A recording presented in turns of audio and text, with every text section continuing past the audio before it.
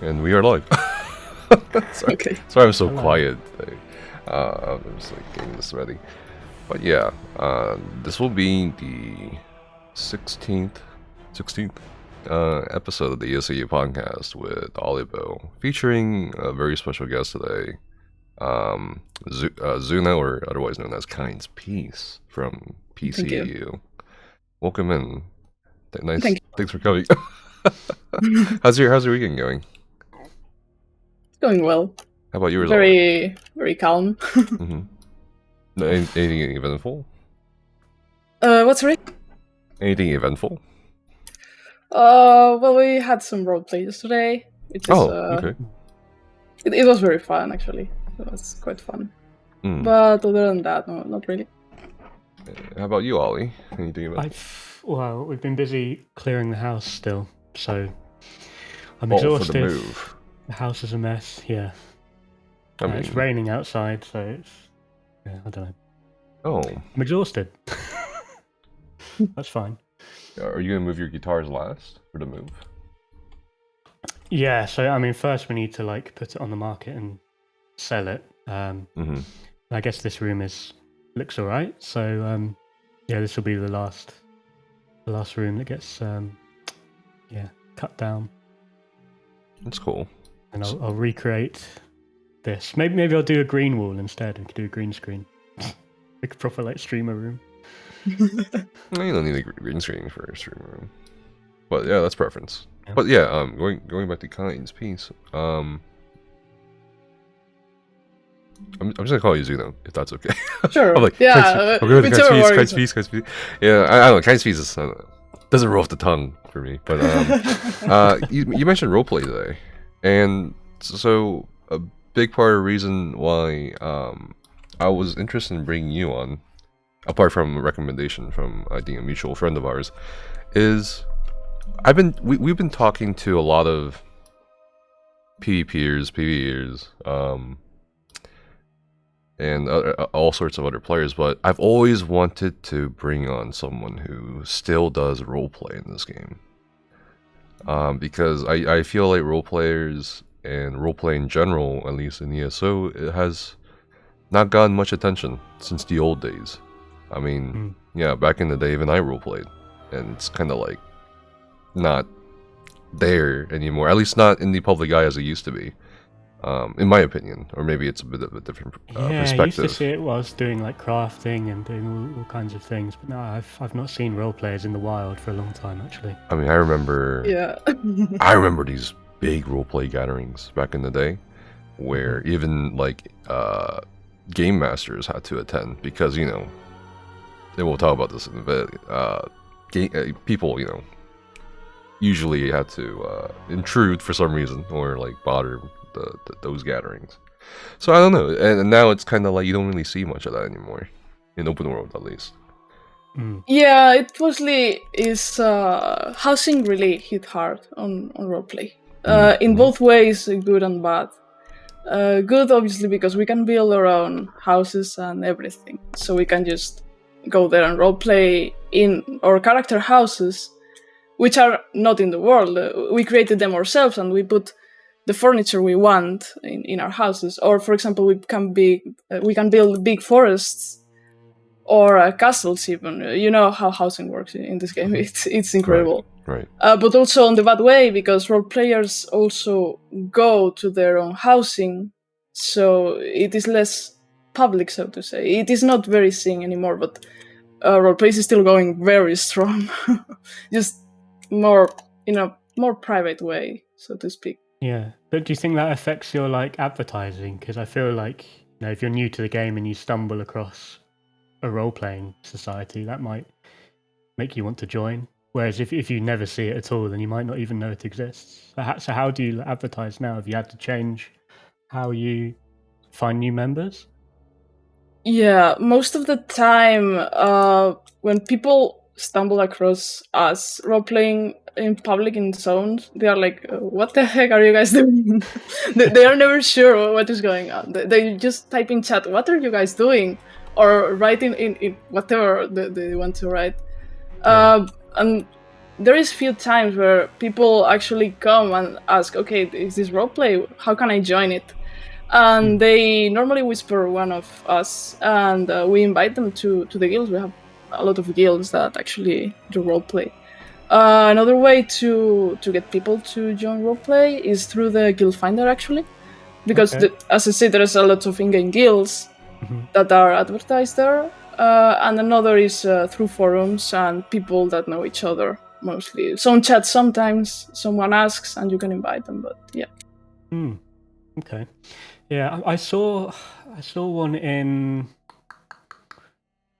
Markus the other day. Well, not what's that zone? Whatever that zone is, the Reach. The Reach.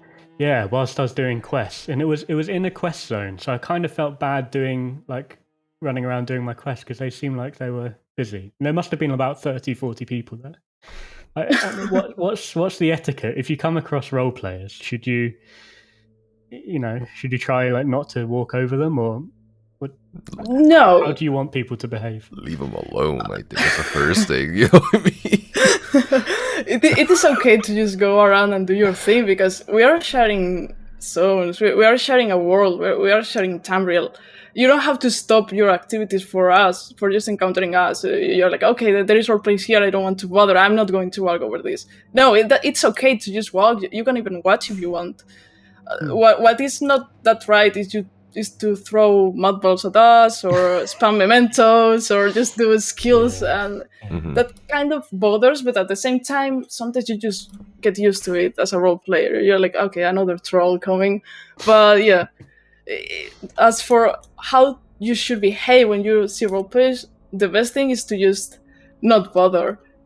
You can just say, that's very nice, very cool in chat, and we always feel nice when someone comes, because it makes a difference for us. It's like, oh, there is a player that is coming and seeing that what we are doing is actually cool and not just trolling us, and that kind of is very nice. But you shouldn't just stop your activities for us, really. Yeah. Okay, yeah, that's sensible. Yeah, I think we're bringing up really interesting subjects here that I want to get more into for the next hour and a half or so. But let's kind of backtrack a little bit. I guess tell us more about yourself and how you got into roleplay, and why within the context of ESO you got into roleplay, or like how did it start for you? You know, what's your journey been like in ESO? I started playing in beta very long ago, and then early access and launch. And at first I was just mostly interested in PvP, actually. I was a PvPer and I did a lot of PvP back in the day. Okay. And then I stumbled across a tavern in Nimalten, in the Rift. And I saw that people were just role-playing there. And I was like, oh, this is kind of nice. And I just stayed there and watch how the roleplay went on. And then I realized there was a name I was recognizing there. And that was another PvPer who I didn't know it was also a role player. So I asked this person if I could join in some way. And that's how I joined roleplay. That was in 2015, I think.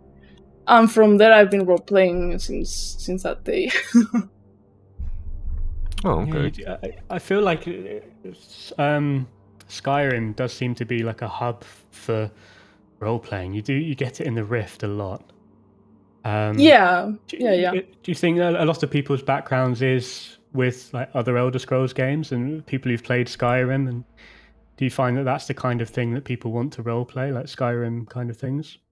Yeah, for sure. Most of the time you find people that just love Elder Scrolls, that have played the previous games, be it from Daggerfall to Oblivion or whatever. There is mostly people that have played Skyrim, but also just from all Elder Scrolls. There is also people that come to play things that are based on other...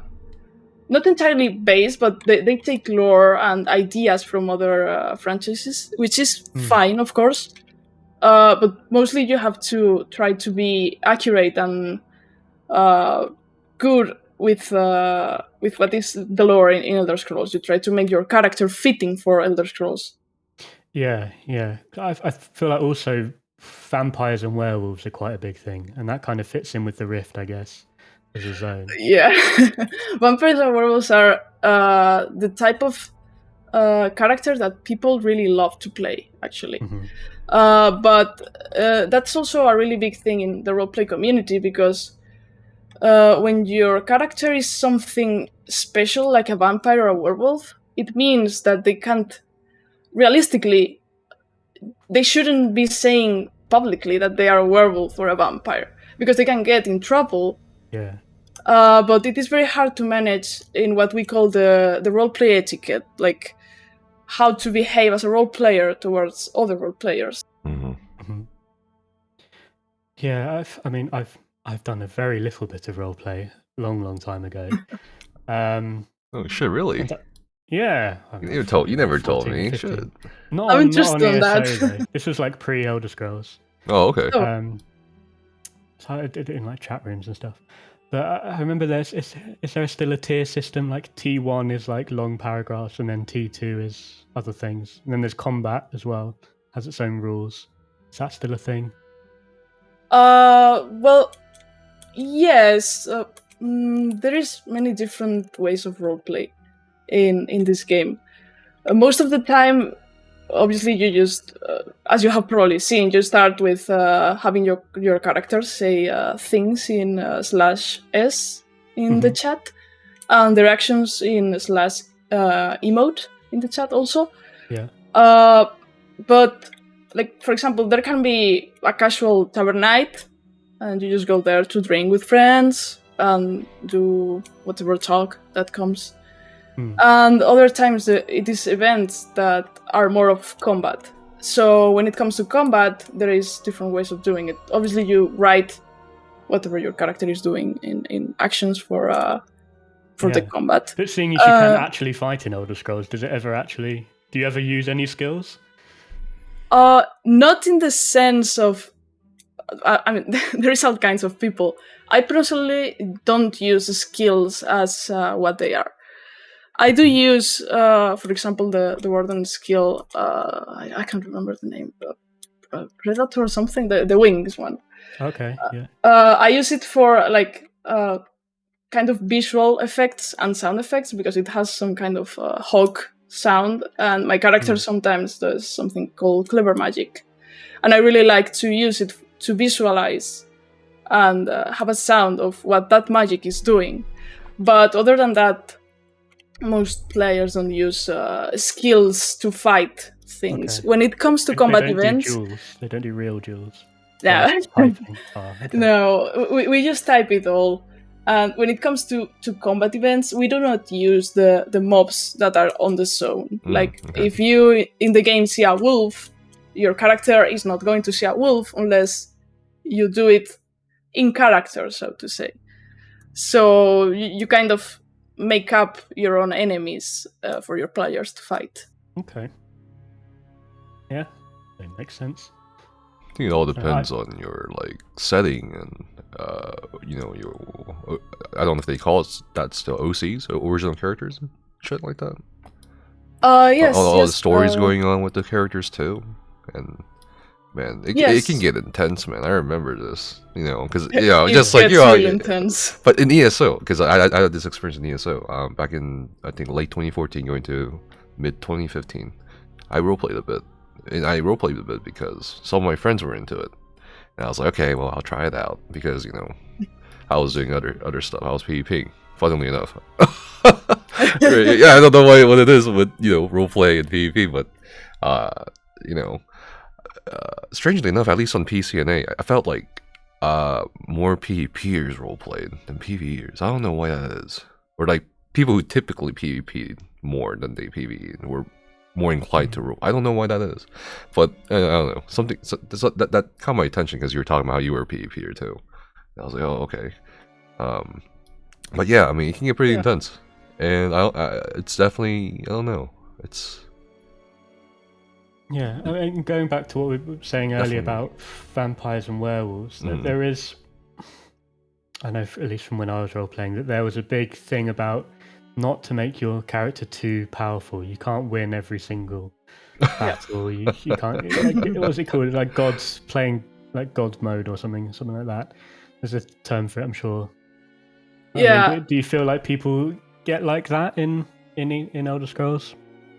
Some people do actually want to roleplay very powerful characters. And in my opinion, that is very difficult for many reasons, mostly for the respect towards other roleplayers. Because you can be very powerful, sure, but if you're very powerful, why am I role-playing with you? You can just clear this entire cave that we took a contract, okay? And you can clear this entire cave on yourself. Why am I here with you if you're so powerful? That's, for example, one of the reasons. But another is because normally we also use combat rolls. We use a dice and we roll it, and whatever is the number, maybe our character hits the enemy or not. And very powerful characters maybe do not hit the enemy because the dice told that they were not going to hit the enemy, and that is a problem for them. Yeah. So yeah, you have to be very careful how you make your character. I personally think that making a very normal character is the funniest thing to do. My character started like almost a farmer and became like really good using weapons and actually magic too, which I never expected to. So that's also what we call character development. Right. Our character can develop through a story, and it just goes with the flow. You don't plan anything; it just happens. So does this mean you have like character sheets then? You level up and stuff like that? Some people like to design something like that. I personally don't. Most of the players don't do it. From what I remember, and no, like it's very organic. It's kind of like it's not like improv where everything is, like it has to be said positively. I don't know if you've ever done improv, Ollie. Like because improv comedy or what? Well, not improv comedy, but just improv in general. Like. I mean, I'm aware of it. I've not done it. You can't say negatives in improv, basically, or that's kind of a general kind of rule of thumb. It's not like in the office where Ironclad Michael's always rule. got a gun. Well, no, you gotta always because you gotta always give something to your partner when you're improving. You're creating a story or something together. But roleplay, I feel like, is a bit more like 4-dimensional compared to that, right? And then when it comes to your characters and stuff like that, like you just kind of have to wing it. But not like wing it where, okay, I'm going to be a god one day. After I was a farmer yesterday, I think a lot of people spend a lot of months in kind of writing out like what their character is, where they were born, what their childhood was like and shit like that. Yeah, it all starts when you create a character. You imagine who they are. You don't even need to have a backstory written because that can just happen. You can just imagine things on the go. Yeah. But the idea when you start is you put the personality in, and then you decide if they have any profession, if they are anything special. If they're a soldier, maybe just a clothier, what they do. And then you just go with it. You begin interacting with people. Roleplay is, we like to call it collaborative creative writing, because it is not a writing that is done just for you, or just by you even. It is done by so many people that we create a story together, so to say. Yeah, I've always called it like a tapestry you wove together, you know what I mean? Like it's not a one-man project, it's a group project. Yeah, exactly. Yeah, it's pretty interesting. I was going to say something earlier, but I forgot what I was going to say. This always happens to me. So what I want to know is, do you have like a range of ages and backgrounds? Like how diverse is the roleplay community? Because I feel like, score pushing raiders, they're all like, I don't know, 17 to 21. No. Boys. You crazy. It's not 17 to 21. What are you talking about? I'm way beyond that range. I feel old for a raider at 26. But I feel like something like role-playing, I think you'd benefit from the wisdom of age, and it's, I think gender diversity is fine as well. Well, with gender we have like a lot. It is very diverse, and that's very nice. About age, it is also quite diverse. I know not very, but I know players that are rather old compared to me, for example, or with others, and also some that are quite young as well. So there is a very wide range. Yeah, that's good. I think that it's got to improve the stories as well. This diversity can only improve that, really. Yeah. Different places, different backgrounds. Yeah. I knew some role players who were like in their 40s and 50s and back in the day. Yeah, which is interesting. there's no reason why not, right? It's like nothing limiting it. But a lot of role players I see nowadays, at least on Twitter, they're like in their like 18, 19, 20 range. Okay. Which is interesting. I mean, yeah. I don't think older people use Twitter, so it's like, you know what I mean? Yeah, maybe that as well. People get to it in a rather early age these days, actually. But I think something very important for people to understand role players is that we are not always in character. And what I mean with in character is that there is a difference between in character and out of character. What we call out of character is just going around and questing or doing PvP, or even doing trials or dungeons. Plenty of us really enjoy doing dungeons and trials. I myself, I'm doing a proc of Sunspire hard mode, and I enjoyed it a lot. And others also enjoy PvP. We do everything in the game, along with roleplay. There is obviously other roleplays that just roleplay, but when we do things that are not roleplay, we are playing out of character. We are not like making that our character is doing that trial or stuff like that, because what we call in character is the roleplay we are doing, the story we are writing. I mean, you say that. There was I don't know if Nefes will remember him. Do you remember Asmael? There's a Qkiie. Asmael? Yeah, it's a French guy. He used to play with Hodor and many other guilds, and he would speak like a cat on TeamSpeak. Oh, okay. Yeah, I know a lot of people like that. Yeah. Like meow on Yeah. TeamSpeak. Like It was this, intense. like this one did nothing wrong. Yeah. Shit like that, and I was like, okay, cool. And you have that shit in the forums too. There's like a few people like that. Yeah. They always say, Outcast shouting at him like, Yeah. I don't know if we can keep him in Hodor because I just can't take him seriously. But I mean, his DPS is really good, so I think they did keep him. Yeah, there are some people that just really live that life 100%. Yeah, there is some that do that. I actually know a few that actually do the Khajiit roleplay, so to say, out of character. It's very popular.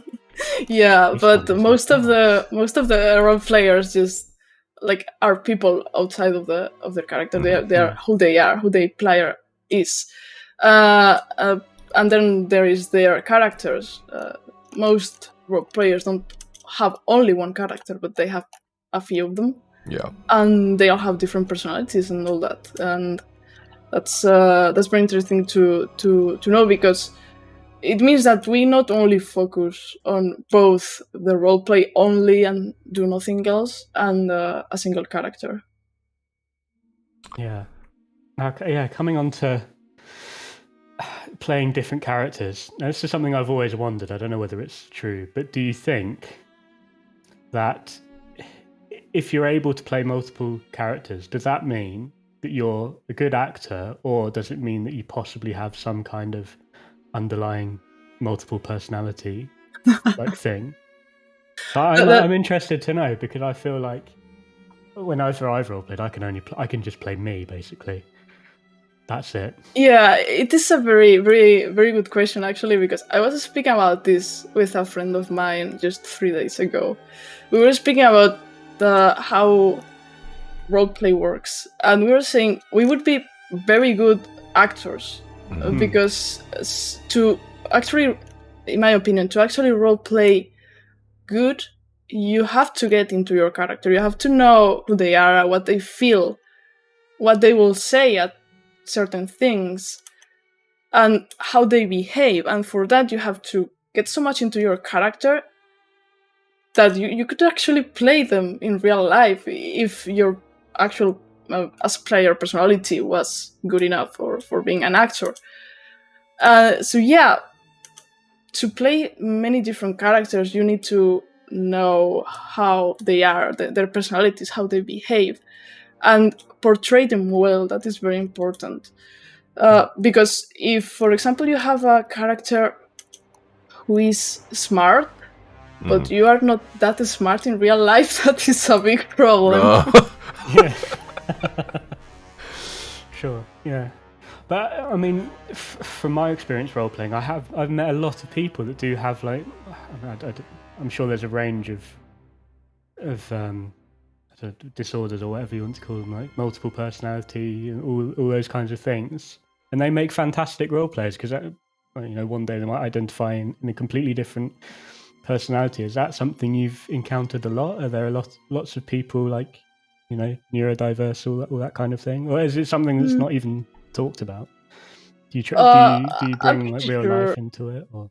I'm pretty sure I have encountered people like that. Right. Someone in our guild a very long time ago, I remember they were doing a psychological, I'm not sure if to call it test or such, research perhaps. Mm-hmm. They were doing a psychological research, and they were getting opinions from role players to see what type of person was more prone to roleplay. Mm-hmm. And it was very interesting because there is a lot of people that have this type of things. There is people that have autism or Asperger and such, and it is super interesting because it happens a lot in roleplay. You meet so many people like this. Yeah, I definitely feel like roleplay is for intelligent people. It's the kind of, it's the kind of people. What kind of intelligence? Like emotional intelligence or like academic intelligence? I mean, there's a lot of different. Well, a bit of both. Like you don't get like jocks and chads role playing necessarily. Like, it's the kind of people that like to sit alone and read lots of books and get lost in fantasy. And not to say that like sports people don't have a good imagination, but you could also be highly intelligent but not want to socialize with people or interact with people. Yeah, I mean that's true. So as well. it's kind of, I don't know. Well, I personally don't read many books, so that's weird. Sure. I guess. Basically, I'll say you have to be intelligent to roleplay. I don't know, man. Okay, like back in my day, I met dumb people who were also roleplayers. So what about things like spelling mistakes? Because obviously, I suppose especially on the EU, it's not English isn't going to be a lot of first people's first language. Yeah, that's a very good question because I know lots of role players that don't, let's say, proper English only, no like LOL, WTF, that kind of stuff. Oh God. Yeah, some role players at first when they start role playing actually write that type of stuff in chat, and it is very very weird, and you don't know how to tell them that that's not really a thing, but they eventually learn. But about the language, it's very true that in Europe, you encounter people from literally any place, and sometimes it is hard to understand some people how they write because they are obviously not English, and that's okay. But since we are role players, we kind of come together to understand that not everyone is going to be a master at English. I myself learned English by role playing. Basically, it was what I was most afraid of when I began role playing because my English was not good. I was really bad at English. What's at your the first school language? when I began. I'm Spanish. Oh, that's cool. Yeah, and people write a lot of mistakes when role playing. I do as well, but we all understand each other to not neither mock nor be mean about it. If anything, we help each other so that people don't make the same mistake in the terms of learning the language. Like if I write something that grammatically is wrong, someone might come and say, hey, this is wrong, it should be like this, and I'll learn about it to not make that mistake again. So yeah, it's a very good question. Yeah, I never thought about that. At least for EU, like, because on NA it was or is. I don't keep up anymore with the What are all these roleplay. Canadians speaking this weird language? I don't Well, I mean, understand it. most of the or all the roleplay I've ever encountered on NA was English. And I think this actually leads us into an interesting topic here. Like, how do you today at least? How do you define the roleplay community? Like, is ESOU still a thing? The website or something? I forget. Like, yes. how is it structured? Because, like, for example, we can give some structure to like endgame raiders, like in this Discord, for example, right? But how like these days, with the whole housing thing, and I don't know if it's more isolated in a sense in terms of roleplay, or if it's a bit more open in a sense. It seems a bit complicated to me as an outsider. Like, how is everything kind of like a community? Like, you would say, is it just like maybe region and platform specific, or is it kind of international, or like all platforms, all servers?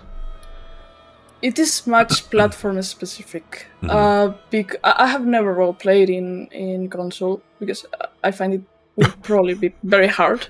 Mostly because you probably use voice there, and that's kind of complicated.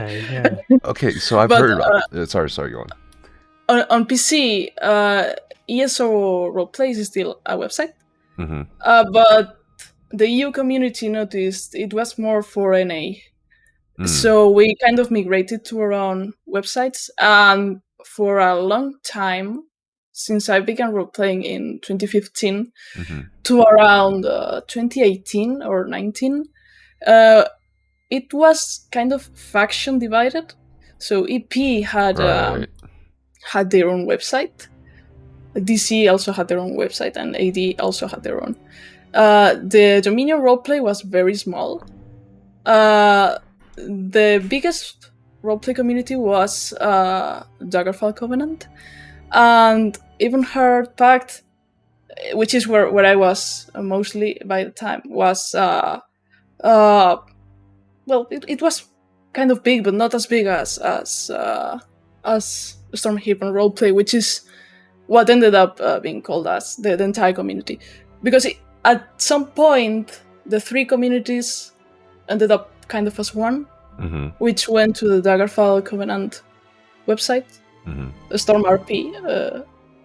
And after that, there is, which happened just last year, we created a Discord called Legacies of Nairn, which is a really big Discord full of role players, and it is very active as well. Stormhaven Roleplay is still a thing. So in the EU, we have those two big communities. Some people still use ESOU Roleplay, the website, as to post things like lore books they write themselves. And then there's just small guilds, which are like friend groups that roleplay together. For example, myself, I roleplay in the Mages and Fighters Guild, which is a rather big guild as well, but you kind of know people more there. That's cool. You know what's interesting to me, by the way? Like, whenever we bring on, or whenever we talk about this or factions, it's always like factions aren't really cared about in PvP, but in other areas it's more cared about. Back in the day when we were raiding, you remember this? We were talking about this before, right? Faction was everything in raiding, right? And now I'm hearing about this for roleplay. I'm like, God damn, PvPers just don't care about. They're supposed to be the ones who care about faction, but they don't care about faction. Yeah, PvPers are the most diverse faction. Yeah. It's always interesting to me. They'll play whoever's winning, but But that's interesting that there's still these two big, or at least these two big hubs. I didn't know that. PCNA. You see roleplay in Stormhaven as well. Like whenever I've gone to use a Pledge of Mara or craft something, you always catch a little bit. Yeah, I don't know if it's because of the population count, because I know EU is definitely like at least 3 times the population of NA, in my opinion. But I don't see anymore like overland roleplay really? Not even in the Rift, not in Rivenspire, not in Yeah. Stormhaven. Well, I think And I'm just kind of Stormhaven- like, where are they? And Stormhaven's probably good because it's kind of like sort of generic medieval, so you could fit pretty much any universe into it. I know, you but- could do Game of Thrones roleplay, Lord of the Rings roleplay. yeah, but I'm talking about Harry PC. Potter. I'm talking about PC and A. I don't see any role players. Okay. I saw this one role player, just one. All right, like a few weeks On his ago, own. a couple weeks ago. His name was Who was he Power talking something. to? No, he was just doing his own bit. He's like kind of like a bard kind of thing on the corner, like by the Leowin, by the corner of the crafting stations, like before you go into the crafting area. And I was People like, trying to Blade of Woe him, like the guy in Deshaun. what do you mean, Blade Woe? There's an NPC in Deshaun that plays the lute near the town square, and you used to be able to kill him, but they removed it because people were doing it too often. Oh remember yeah, that. yeah. But no, this guy was role playing, and it was cool to see because that was like very rare to see for me. And I whispered to him, "Man, I like what you're doing," because you know what was happening. People like were how like I don't know if you do Ritz and Leowin, but like there's this like you have to go from the crafting area to the crafting red boxes. People were doing the crafting reds, and then they were noticing this guy, and they were like stopping. Because it's like most players, I feel like these days, at least on PC, and I don't see role players like that anymore. Because that's going to affect their gold per minute. Like, how rude of him to do that. Yeah, but people were like, be respectful. They were like standing around watching, clapping. I was like, oh, that's so cool. He's giving life to this, game in a way. That's pretty cool in my opinion. But you don't see that anymore, at least on PC and A. PCU, I'm not. It sounds like you have a more active or robust activity. I'm not sure because I haven't been to NA to roleplay, but it is very active. We have a lot of community events, and these days you could actually see more roleplay in Western Skyrim because most community events end up happening there. In fact, we have one which I think is next week. I believe that. Cool. I have no clue. On Western Skyrim as well, on Solitude, I think. But we have a lot of community events. Like, it is possible that the one that Oli saw on the Reach was a rather big event that we made last year, which was called Soros Star, and that was like, it was incredible. There was so many players. Yeah, it's in like the bottom right bit, where those like Reach people are. Even it's like underneath the Harrow Storm, there's like a quest hub. Oh, okay. Right. That actually may have been us the other day. Okay. When was it? It would have been like last year. Okay. Then it was probably Soros Star. It was a really big community event. I'm pretty sure we reached 50 people on that.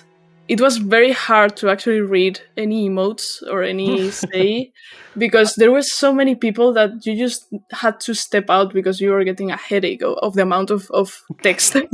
You couldn't know what was going on eventually. I'm sure I could find a picture. I usually if I see loads of people in one place, I will take a picture. So I'll try and find a picture. And sure. Yeah.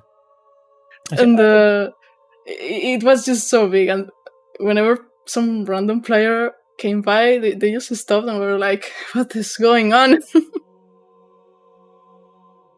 Yeah. How about different languages? I've seen lots of German roleplay and French roleplay. Oh, really? Yeah. Now, is that something that like kind of cross the people roleplay in different languages? Yeah, they still do. They still do. I remember in Windhelm and in Riften, there were German role players quite a few times. I've seen French people as well roleplay, but I haven't seen any in a long while. And I have even seen people roleplaying in Spanish, which I was tempted to join a few times just to see how it worked. Mm-hmm. But I just feel more comfortable roleplaying in English for some reason. Interesting. Yeah. Oh, why is that, you think? I'm not sure. I think I like the English language more. Oh, Okay, fair enough. I mean, aesthetically, yeah, okay. Oh yeah. I know lots of Dutch people that won't raid in Dutch because they find it's too like weird and awkward and too much like real life, and they'll only speak English. Really, that's interesting. Yeah. So it's kind of like a fantasy language or something. Yeah, You know what I mean? Like Lord of the Rings, like a Middle Earth language. But anyway, Actually, it's interesting with languages because some people kind of import languages in character. Like, for example, Imperials are very based off Romans. And I've seen role players, which are very good role players, use Latin words as Imperials. Okay. It is slightly lore breaking, but I mean, some people mind it, some people don't. I personally don't care. And I have seen other people bringing also Nordic languages when they roleplay Nords. okay. Which, I mean, it's also lore breaking, but, well, what can you do? Yeah. Huh. Have you? So I don't know anything about roleplay on console. All I've heard about it is shit happens in the Rift, and I'm like, okay. I actually went off stream because I was recommended to go off stream, and turn on voice chat on Xbox, and I went to the Rift, and I didn't really see any roleplay there. It was just people being degenerates, I'm serious. I'm just saying there's a lot of stuff going on that I probably can't stream. But anyway, this kind of leads me to this kind of I guess like question: why do you think people bother role players or like view role players as negative? For example, I think, and I do this too. I'm guilty of it. A lot of players tend to say or refer to things as roleplay. For example, the easy achievements or like the side achievements in the trial you refer to as roleplay achievements, or like, what are you doing? Like, are you roleplaying or something? Why is your DPS so low?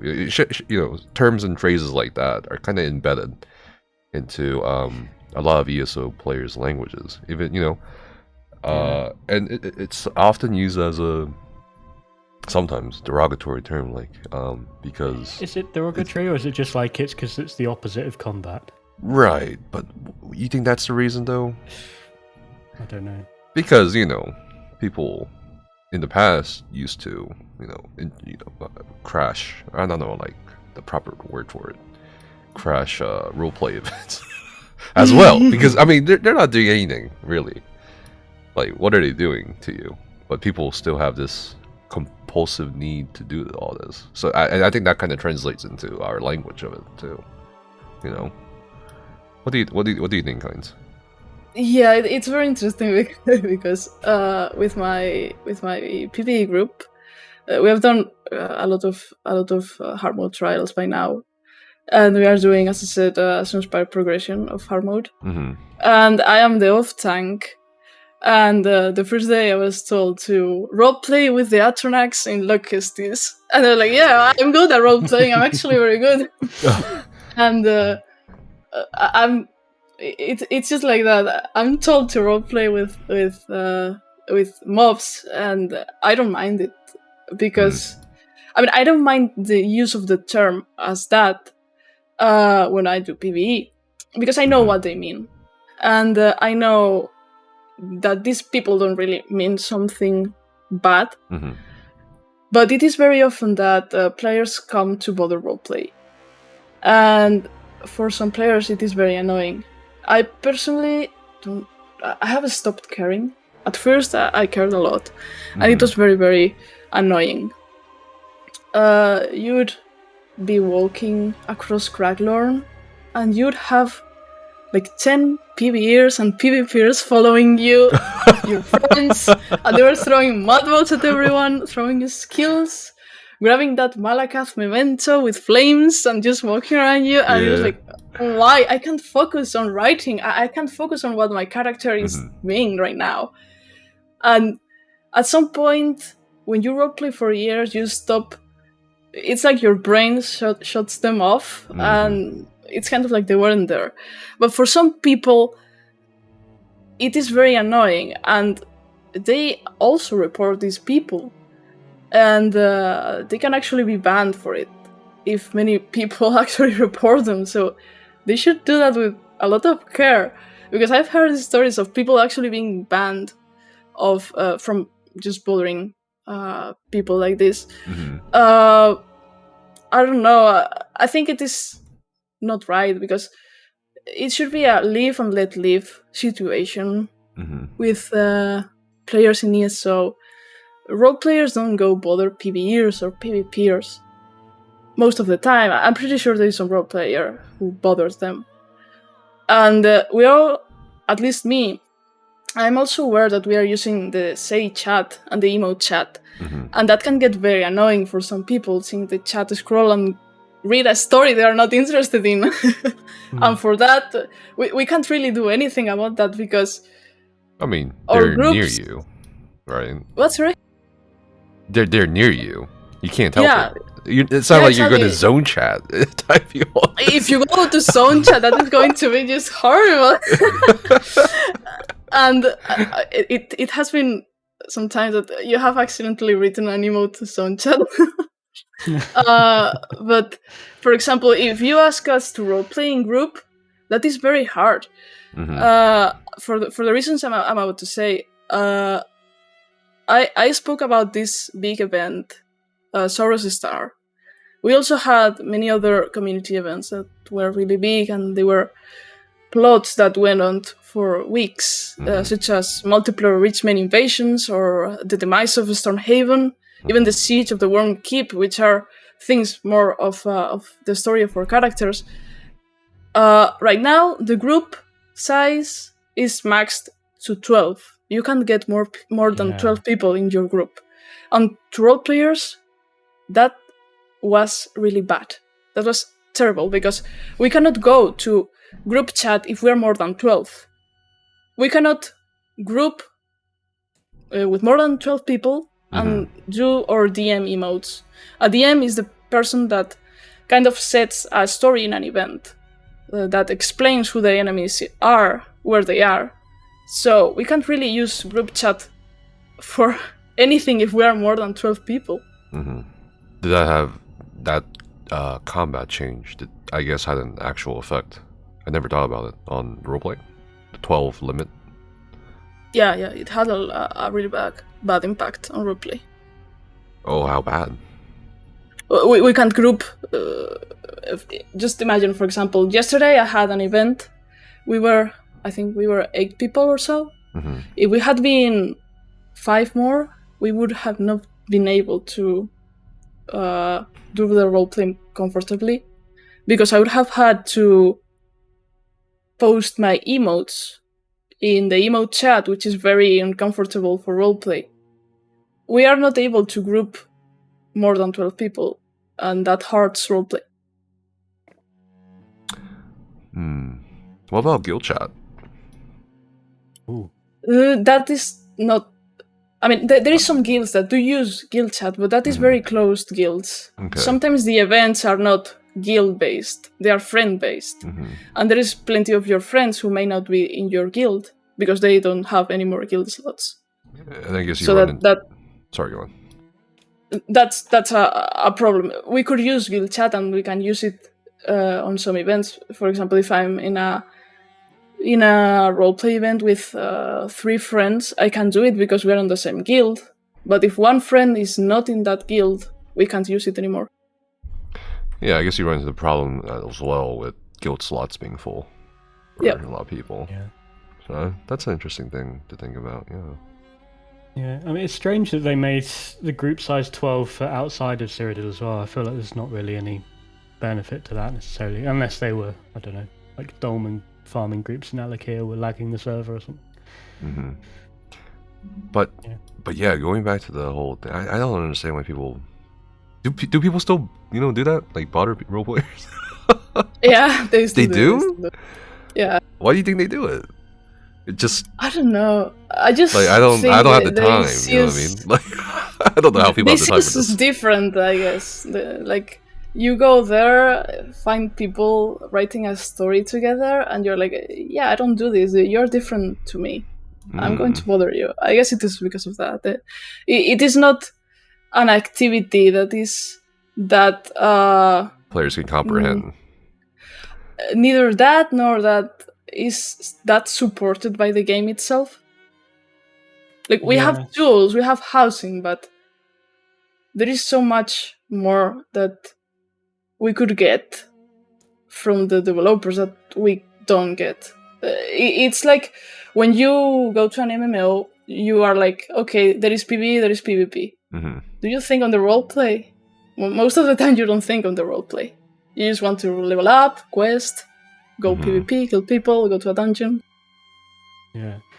To bring it back, do you think that sometimes people might bully roleplayers because they mistake it for erotic roleplay and then they think that you're perverts?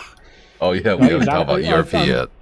That has to be a thing, surely, that people think it's perverted and everyone's like into furries and like kinky shit. Really? That's actually a good question because it happens.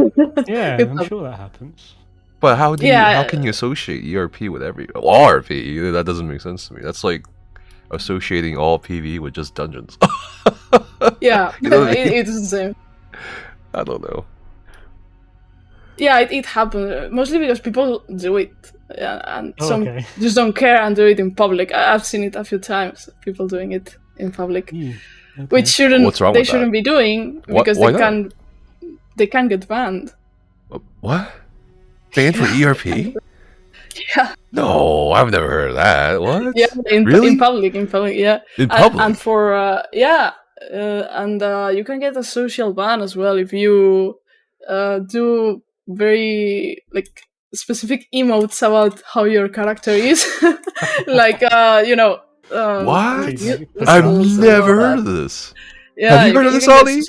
Banned. Yeah. I've never heard of this. I've seen people doing weird shit. But I mean, it's an 18+ game, so. Well, okay, wait. What's wrong with public ERP? Well, I mean, it's a bit graphic. What? How does that violate TOS? Graphic? What? You know. How? How's it graphic? If I started like peeing in your mouth at the undaunted thing, like. Okay, first of all, I don't know if that's ERP. I think that's just kind of like a statement. Are you trying to like tell me something right now? People are into that shit. I don't know. But, you know, I mean, if you saw someone. Yeah, but I don't know if that's bannable. You know. Yeah, it is. It is. Is it? Yeah. Do you know anyone who got banned for ERP? I have not known anybody that has been banned, but I know people that have done it in public, and it is also very bad seen in the roleplay community.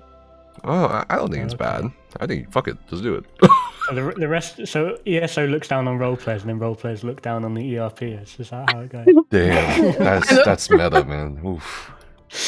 Okay, that's interesting. I never knew. I don't know. I've never heard of anyone getting banned for ERP. I don't know. But okay, so then that moves on to, is ESO a good platform for roleplayers? Because I mean, in terms of, I suppose if you're into ERP, I'm sure there's other games that you could actually. What's that game called? Second Life? Full nudity for a start. Yeah, Second Life has full nudity, right? And different animations, so. I don't know. I mean, is Elder Scrolls Online a good platform for roleplay, or is there. What do you want out of ESO as a role player? Okay. Well, there is two things. The first is the lore. The lore of Elder Scrolls is very rich, and for me it is incredibly good. I really like the lore of Elder Scrolls, and it is for that I roleplay here, and not in other games, because I just like the story, the setting, everything. But is ESO good for roleplay? Yeah, it is very good for roleplay because you have many songs, you have a lot of lore, you have a lot of outfits and styles. Yeah, you have housing, and if I may say, one of the best housing systems in games like this. And it could be better. Yeah, it could be definitely better. There could be plenty of things that they could add to make life easier for role players. Oh, okay. Okay. What's your wish list? I mean, I hear a lot of, you know, content creators like PvP and PvE content creators like always have a wish list. But I guess we've never really talked about roleplay wish list. Like, what's in your wish list? Well, first of all, and this is going to be a bit controversial, perhaps. Okay, go on. Most of the things we get in the Crown store and a lot of outfits nowadays are just shiny, pretty, and just things that don't really make sense realistically when you imagine what would my character, who is a soldier of the Daggerfall Covenant, get. Okay, yeah. I can't have my character, who is a knight, for example, ride the mount you get from Sunspire. It is just too shiny and too pretty, and I get that PvPers want it, and that's okay, and I hope that they keep getting cool stuff like that, but I would like that roleplayers get things that are more simple and less shiny. There will also be systems that are better. Like, I personally dream of a personality system that you can build your own personality, like put your idle animations, walking animations, and so on. More personalities would be good. And something that has been a topic a lot these days in the roleplay community are the companions. Because the companions could be very good for roleplay as well, to position them as extra NPCs of the stories. But you can love it, yeah. You can't hide their faces. Why can't you hide the face of the companion? If we were able to make our own companions through our alt characters, it would be very, very good, because we could have extra NPCs following us in our stories in roleplay, and it would be very easy for DMs, which are the people that create the stories and events, to like tell the players how the NPC looks and how they are. And personally, just another personal thing I would love is more simple wear paints that aren't just tattoos of a beard on your face or something like that. Yeah, I get that. I don't think that's controversial. You know, I get what you're saying with the whole cosmetics being too flashy. You know, too shiny. You remember the chef's outfit? Yeah, I want more of that, honestly. Yeah. You know what I mean? Like, some of these mounts are too ridiculous looking, too. It's kind of like, how is this connected to Elder Scrolls in any way, shape, or form? You know what I mean? I mean, at least try to make it more Elder Scrolls. Bear made out of coral? Okay. Come on. There are other like systems that could be implemented that would make it easier for role players, which are like ways to signal in the world or mark in the world things. Like, for example, where an enemy could be in roleplay. It would be very good to see that, and that they use revealing flare in exactly. Yeah, I use things like that sometimes when I'm out in the world roleplaying. It is a little tricky because it only lasts like 10-20 seconds. It doesn't last very long, and it is not enough for role players to remember where everything is.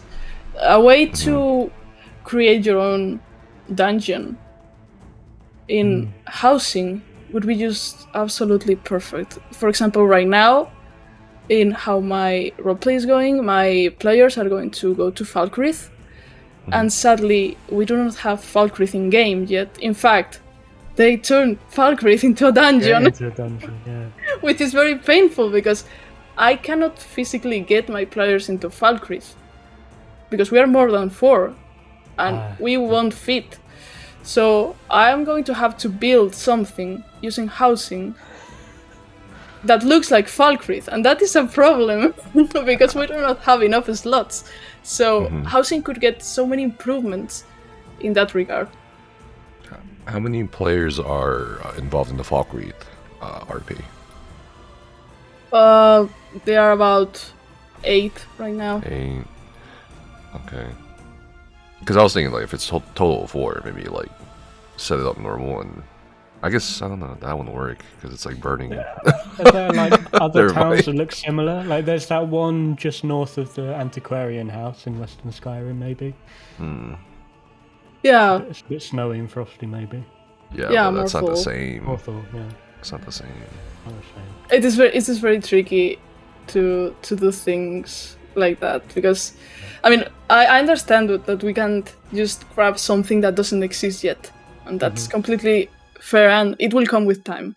I am hoping that eventually we get Falkreath as an actual hold with all the forest and everything, but also like the city, because that they made Falkreath as a dungeon, it is painful. It happened the same with Thorcrest in Northern Elsewhere. They created that city but made it a public dungeon, which I mean for PvE it is okay, and it is a very fun public dungeon, but it completely removed a city for role players.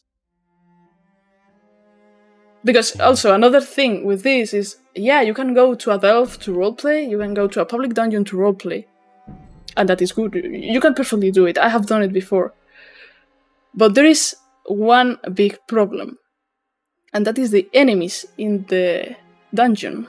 You can kill them endlessly. You can just kill them if they bother you roleplay, and they respawn, and you kill them, and they respawn, and so on. But there is a really big problem that has been happening for many years, which is if you kill them too many times, 3 players on your group, more or less, get booted. They get kicked from the server, and they cannot log back in like 10 minutes. And that completely stops the event. And I get that that is a measure for bots to not farm. Yeah, and that's completely fine, but they should do something about this, because it harms roleplay in public spaces. Yeah, I kind of get that. Yeah, I get it. That's interesting. Didn't think about it. Yeah, I suppose they're not designed. They're certainly not designed with role players in mind. But is that okay that they're not designed with role players in mind? Because I guess every community has their things that aren't designed for them. But yeah, for sure. I don't know if you can design everything for every community. No, as Rich Lambert said in his stream, you cannot make everyone happy, and that is okay. Yeah, okay. There's a difference from making nobody happy, though, Richard. Yeah. I mean, they can still make most people happy. You know. Most. Yeah, I feel like most of the stuff they do probably makes at least 51% of the people happy. I don't. Probably. You know, all this talk about roleplay reminds me of this video I watched. Or this is a hilarious video. No, you know, it's okay. So, what's your opinion on? Obviously, public RP is fine. Public ERP is debatable, although I think it's fine. It's illegal. Illegal? What do you mean illegal? I think it's fine. I don't know. Isn't it? You're not allowed to use vulgar or inappropriate language in public. That's so. Okay, it's not. But it's for ERP. Okay, I murdered someone, but it was just role players.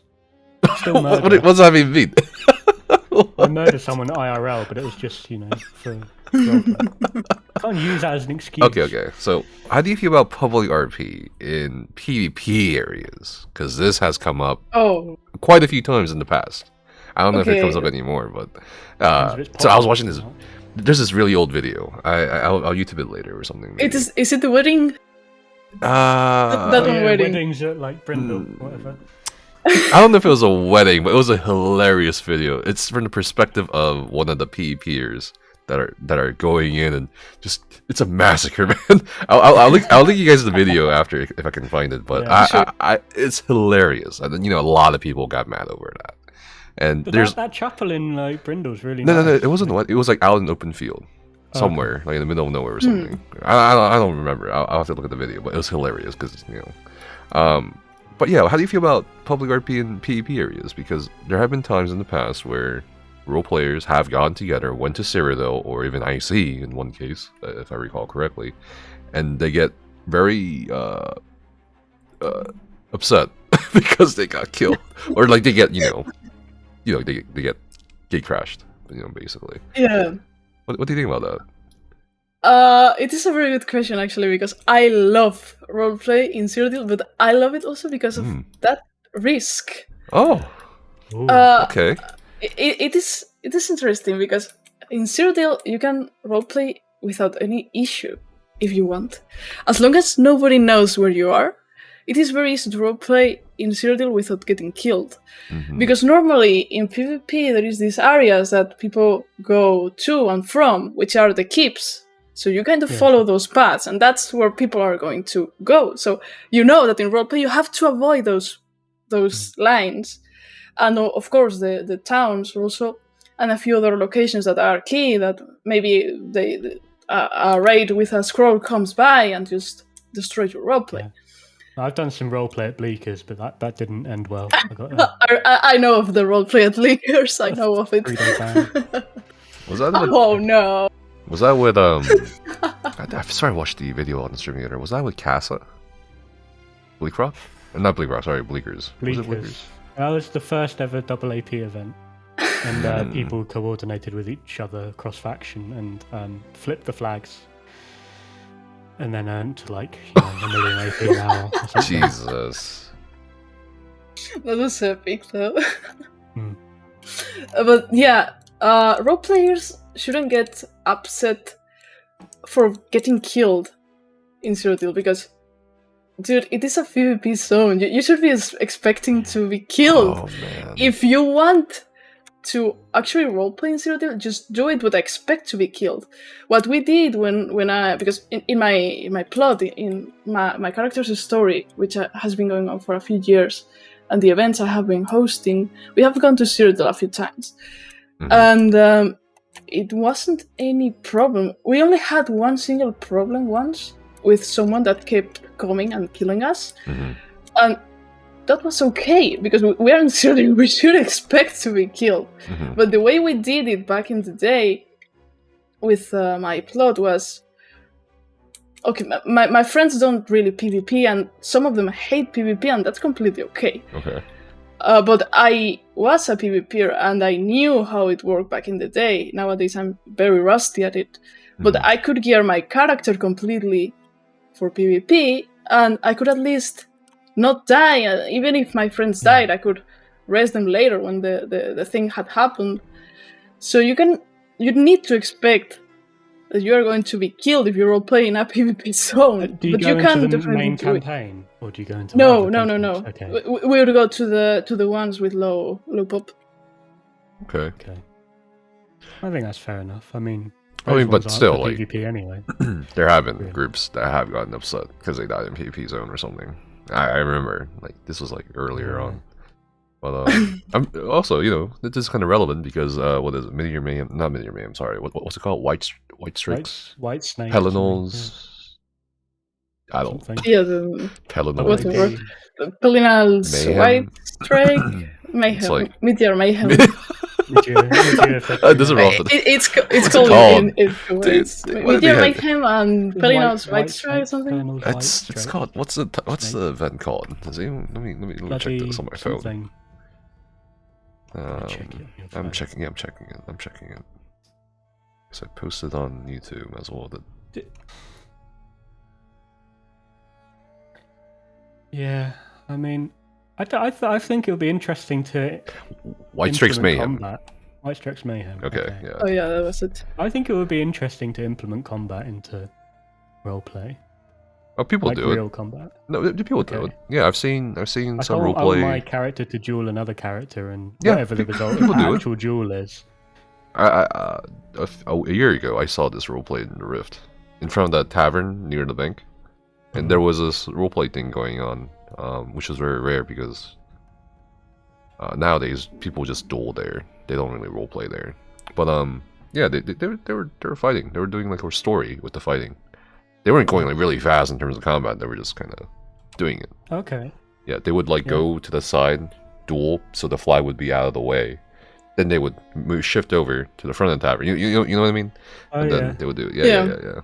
Okay. They do. Yeah. Sometimes people do What about like hardcore roleplay where if you die, then you delete your character? That's not roleplay. Why is that not roleplay? I want to do that. Let's make a hardcore roleplay that's not.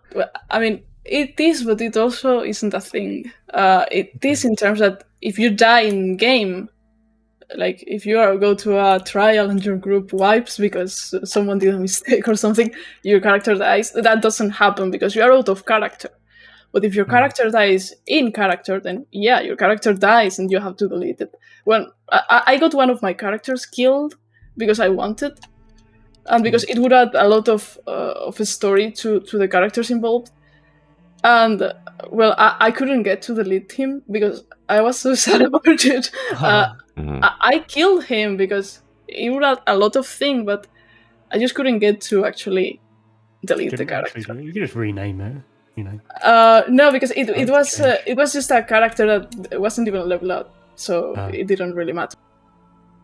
But yeah, normally people change the race and appearance and name up their character if they die. Okay. Well, that's interesting that people do actually that's cool. Change them. Yeah, it is a lot about consequences, which is a really big thing in roleplay etiquette.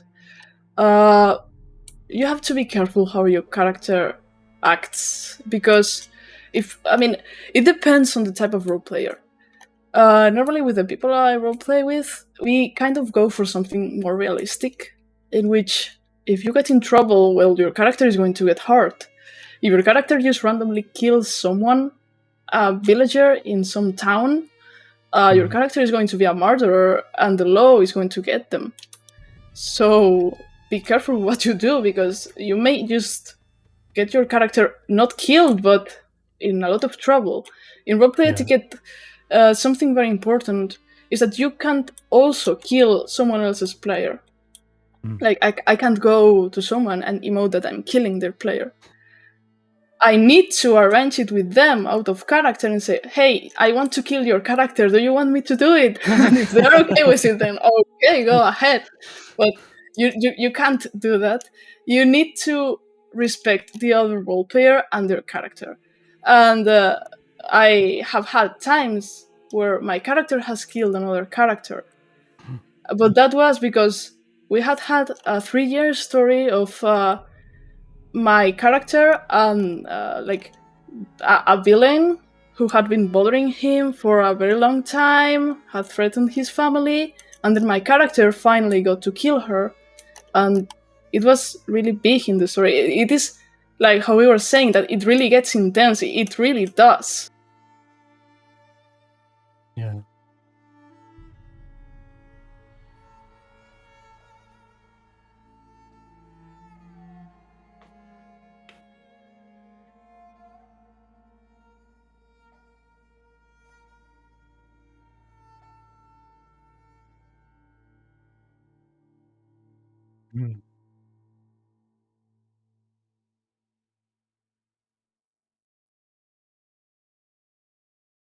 Apparently you're muted, Nefis.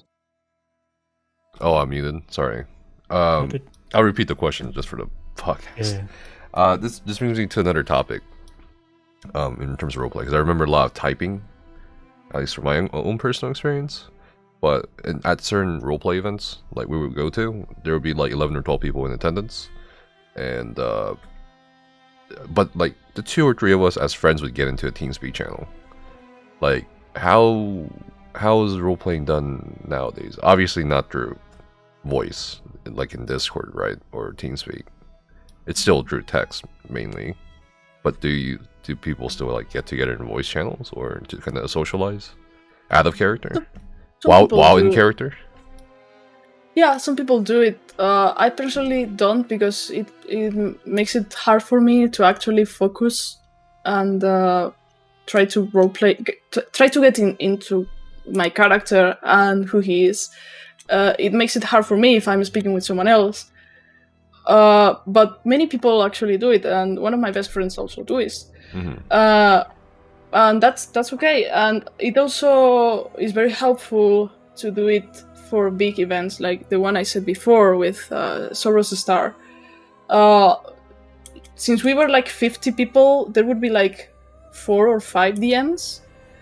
And they would get sometimes in voice chat to coordinate and say, okay, there is going to be a lightning strike falling, so you can emote it to your group, and then we would emote it.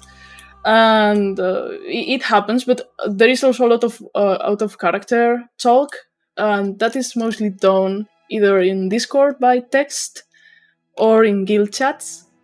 But obviously many people miss that out of character talk. And it's also sometimes done in group chat if people want it, but some DMs don't like that players speak in the group chat when they are DMing. And there is also roleplay that happens out of the game, which is in Discord, and that goes on like text roleplay you're doing in whatever forum. Do people ever do roleplay in voice chat? It's the next question I was going to ask. Yeah. Because it's 2015. There was actually one time I experienced that. And I don't know if it was because of the content or whatever, but it was awkward. It was awkward. It was very awkward. I don't know why it was. It had nothing to do with the voices or whatever. It just maybe it was the content. Yeah, I think it was probably the content that made it a little awkward. Yeah. In PC, they don't. I haven't met anybody at all that does it in PC. Yeah, it's at least very in rare. ESO. Yeah. There is obviously other games that it is done, but not in ESO. I imagine that in console it might be a thing. I have no clue actually, but it is rather hard, I would say, because there is not enough utilities in the game to actually do both voice chat and emotes at the same time. It is very awkward to do it. And also because plenty of people roleplay many different characters. Me, for example, I roleplay a guy. I can't voice him. It is impossible that my voice is going to fit him. It is absolutely impossible. You could try. You could go deep. You know what I mean? Like. But then you also roleplay, for example, an orc. If you roleplay an orc, that might be an issue for your voice. If you do it with like a London Cockney accent, like they do in Lord of the Rings. That's for wood elves. Yeah, that's for wood elves. How many branches are there, Governor? Shit like that, isn't it? That's the point. Yeah, would you use the wood elves are all London for some reason? I don't know why that is. It's so creepy. I don't know. It's weird. It's kind of creepy. But it is very tricky because if you have many characters, for example, I have 4 characters that I normally use, but then I have 8 and even more that are NPCs. But it would be very hard for me to do it through voice because each character has a different voice and I can't physically do many voices. Have you tried? So yeah, I mean, I could try, but I can tell you it is impossible. I mean, you don't know if you don't try, you know. Play Dungeons and Dragons, game masters in Dungeons and Dragons do different voices, different accents. Yeah. Even across genders. Yeah, that's definitely a thing. Yep. Yeah. I'd be down to try. I'm just saying. How many accents can you do? Can you do a British accent, Effa? Why would I do a British accent in the Elder Scrolls character? Okay, if I had to make a character, all right, for roleplay, it would not be. Why would I have a British accent? I don't know. Every I don't know, big franchise ends up doing British accents. Lord of the Rings. No, they don't. Lord of the Rings Game of doesn't have a British Thrones. accent, does it? Lord of the Rings is in British. No, it's not. Accents. No, it's not. There's no Americans in Lord of the Rings or Game of Thrones. I don't know. Or... No, I don't recall British accents. They're all British actors, so they're definitely British accents. Yeah, but they can do, non-British accents. I'm pretty sure they're British. Yeah, but it doesn't mean there's British accents for the characters. You don't have Samwise Gamgee, saying, "All right, let's go up the fucking Mount Doom." I don't know. Yeah, the hobbits, the dwarves are all Scottish and Welsh. The hobbits are from Southwest. They got Southwest accent. Mr. Frodo. I don't. Take the ring to. I don't remember this shit. Somerset. Okay, maybe I'm. Who knows? Biased 'cause I'm British and I recognise them. Who knows?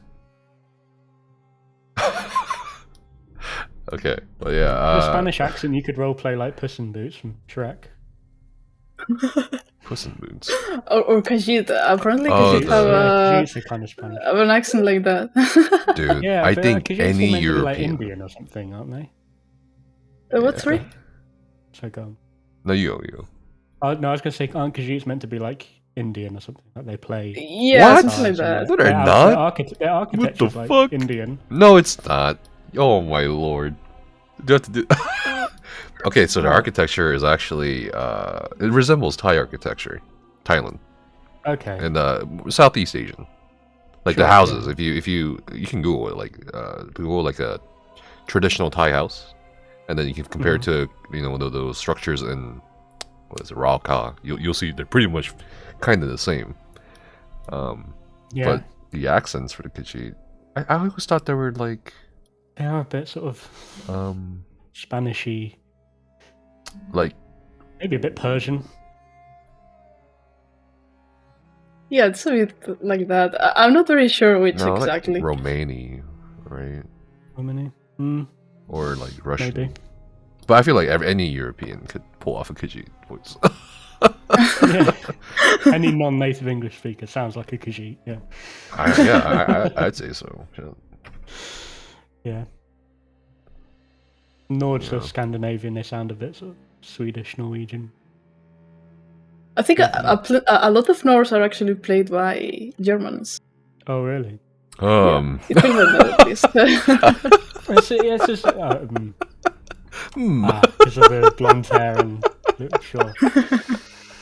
But is this? I wonder, is this a thing in the roleplay community that it's overpopulated by a certain like type of character? Like, does everyone want to be a Dragonborn, and then you have 12 people who identify as a Dragonborn turning up to your roleplay raid?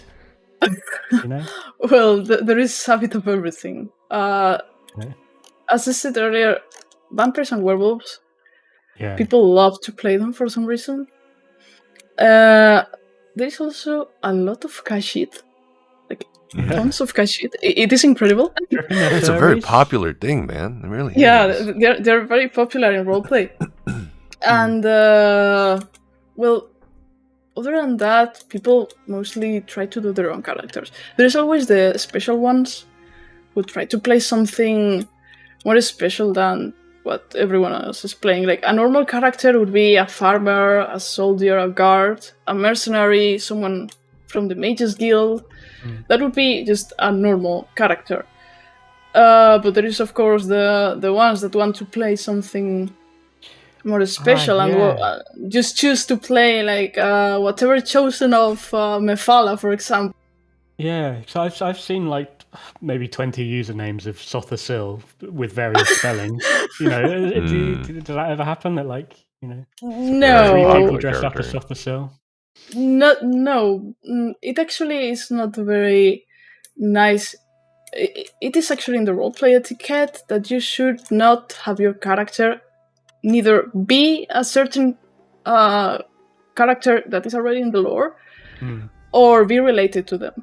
For example, I cannot have my character be related, for example, to Svargrim, the High King of Western Skyrim, because it is not right, it is not respectful to other role players. But I also can't play Svargrim either, because it is also disrespectful to other role players. Yeah. So it doesn't really happen in roleplay now. But what about having them as NPCs? Maybe that's a thing? That can be a thing sometimes. That is actually a thing in some events. And some people decide to emote the Jarl of Morthal, for example. That is a thing. That is a bit controversial too. I personally don't really like it. Because, it can affect other roleplay. And to me, it is not something I would like to do for exactly that reason. If someone else emotes the Jarl of Morthal different than me, we're already making different characters. Yeah. So, yeah, it should be handled carefully. Yeah. So, what about, referencing in-game characters? Okay. Maybe, the Jarl has told me to go and do this thing. Yeah, that's okay. That's okay. That's okay, yeah. Oh, I mean, what's the point of roleplay? You know what I mean? Like, if you're not Yeah, making if you your own want to set it original in- character, yeah. like it's kind of like defeating the purpose. I mean, not defeating the purpose, but like, this is gonna sound elitist for roleplay, but you know, it's there's no challenge. You want to have some customization. There's no challenge. Stuff in there. Yeah. It sounds weird. No Yeah, challenge. But there's no I mean, I challenge. personally like to make my own characters and my own NPCs of the story, rather than using the ones that are already in game. But Yeah. I do speak about the other characters that already exist in lore for other reasons.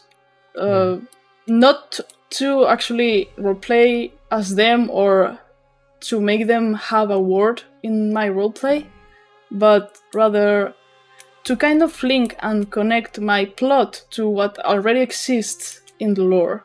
And that's also why you kind of use the same towns instead of making up your own. Because if you make up everything, if you make up your entire town, it does not feel that much like Elder Scrolls, in my opinion. You end up making your own lore in the end. Sure, you're role-playing in Elder Scrolls and using the lore and the time of the Elder Scrolls, but you end up making your own world and your own lore. And that can get a bit tricky for other role-players that want to interact with you. Yeah. So I was thinking, I have like two things in the back of my mind. One of them is like, so PvPers are human, right? Well, we don't know. It's unconfirmed. PvEers are human too, right? Wow. Oh, well, yeah, that's also kind of dubious for you. Come on, man. Some of them are But- subhuman degenerates, but sure. go on. Okay, yeah. And roleplayers are human too, right? Now, I remember some shit happening back in the... I don't know if it's like nowadays, but there was drama, at least with a lot of roleplayers I used to know.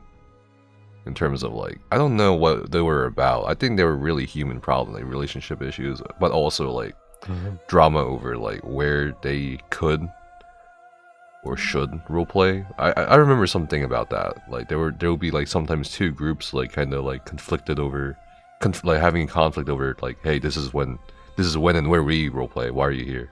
Does that happen these days or like nah? No. Oh, No, maybe it that's a doesn't PC and A like thing, that. dude. You're not allowed to roleplay here. Oh, dude, I swear this was a thing back then, and you know, it's like I heard about this shit a lot from role players. I'm like, oh wow, okay, and they would always tell me, oh, I don't like that person. Oh, I don't like that group.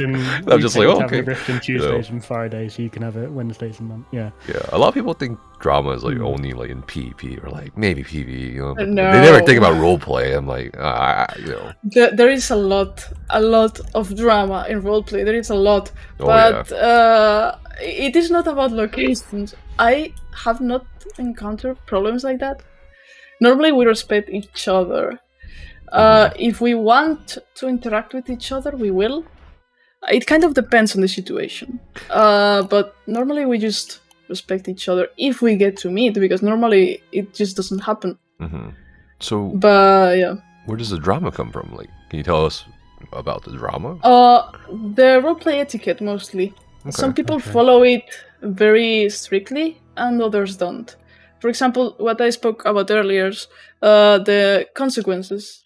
A vampire might show themselves as a vampire, and realistically, if they are in a tavern drinking from a vial of blood in public and everyone sees they are literally drinking blood, how do you expect everyone to behave? Realistically, in the Elder Scrolls lore, everyone would be like, vampire, vampire. They would call the guards. That vampire would probably be killed. But you cannot kill another person's character.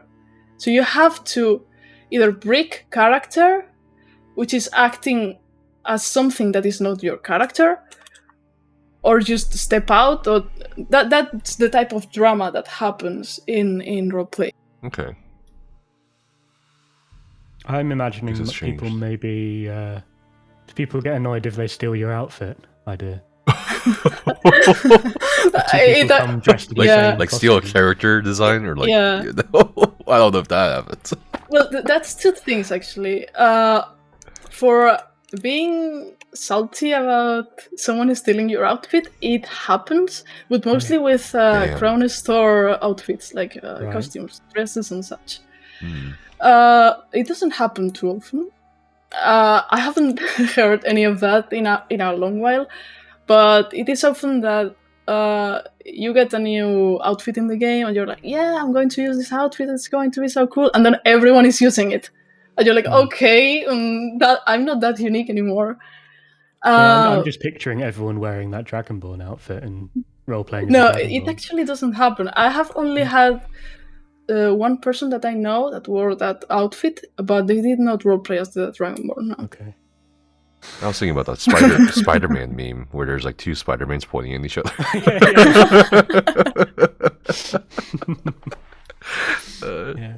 I remember when the outfit system came out, someone getting annoyed that everyone was stealing their idea of wearing.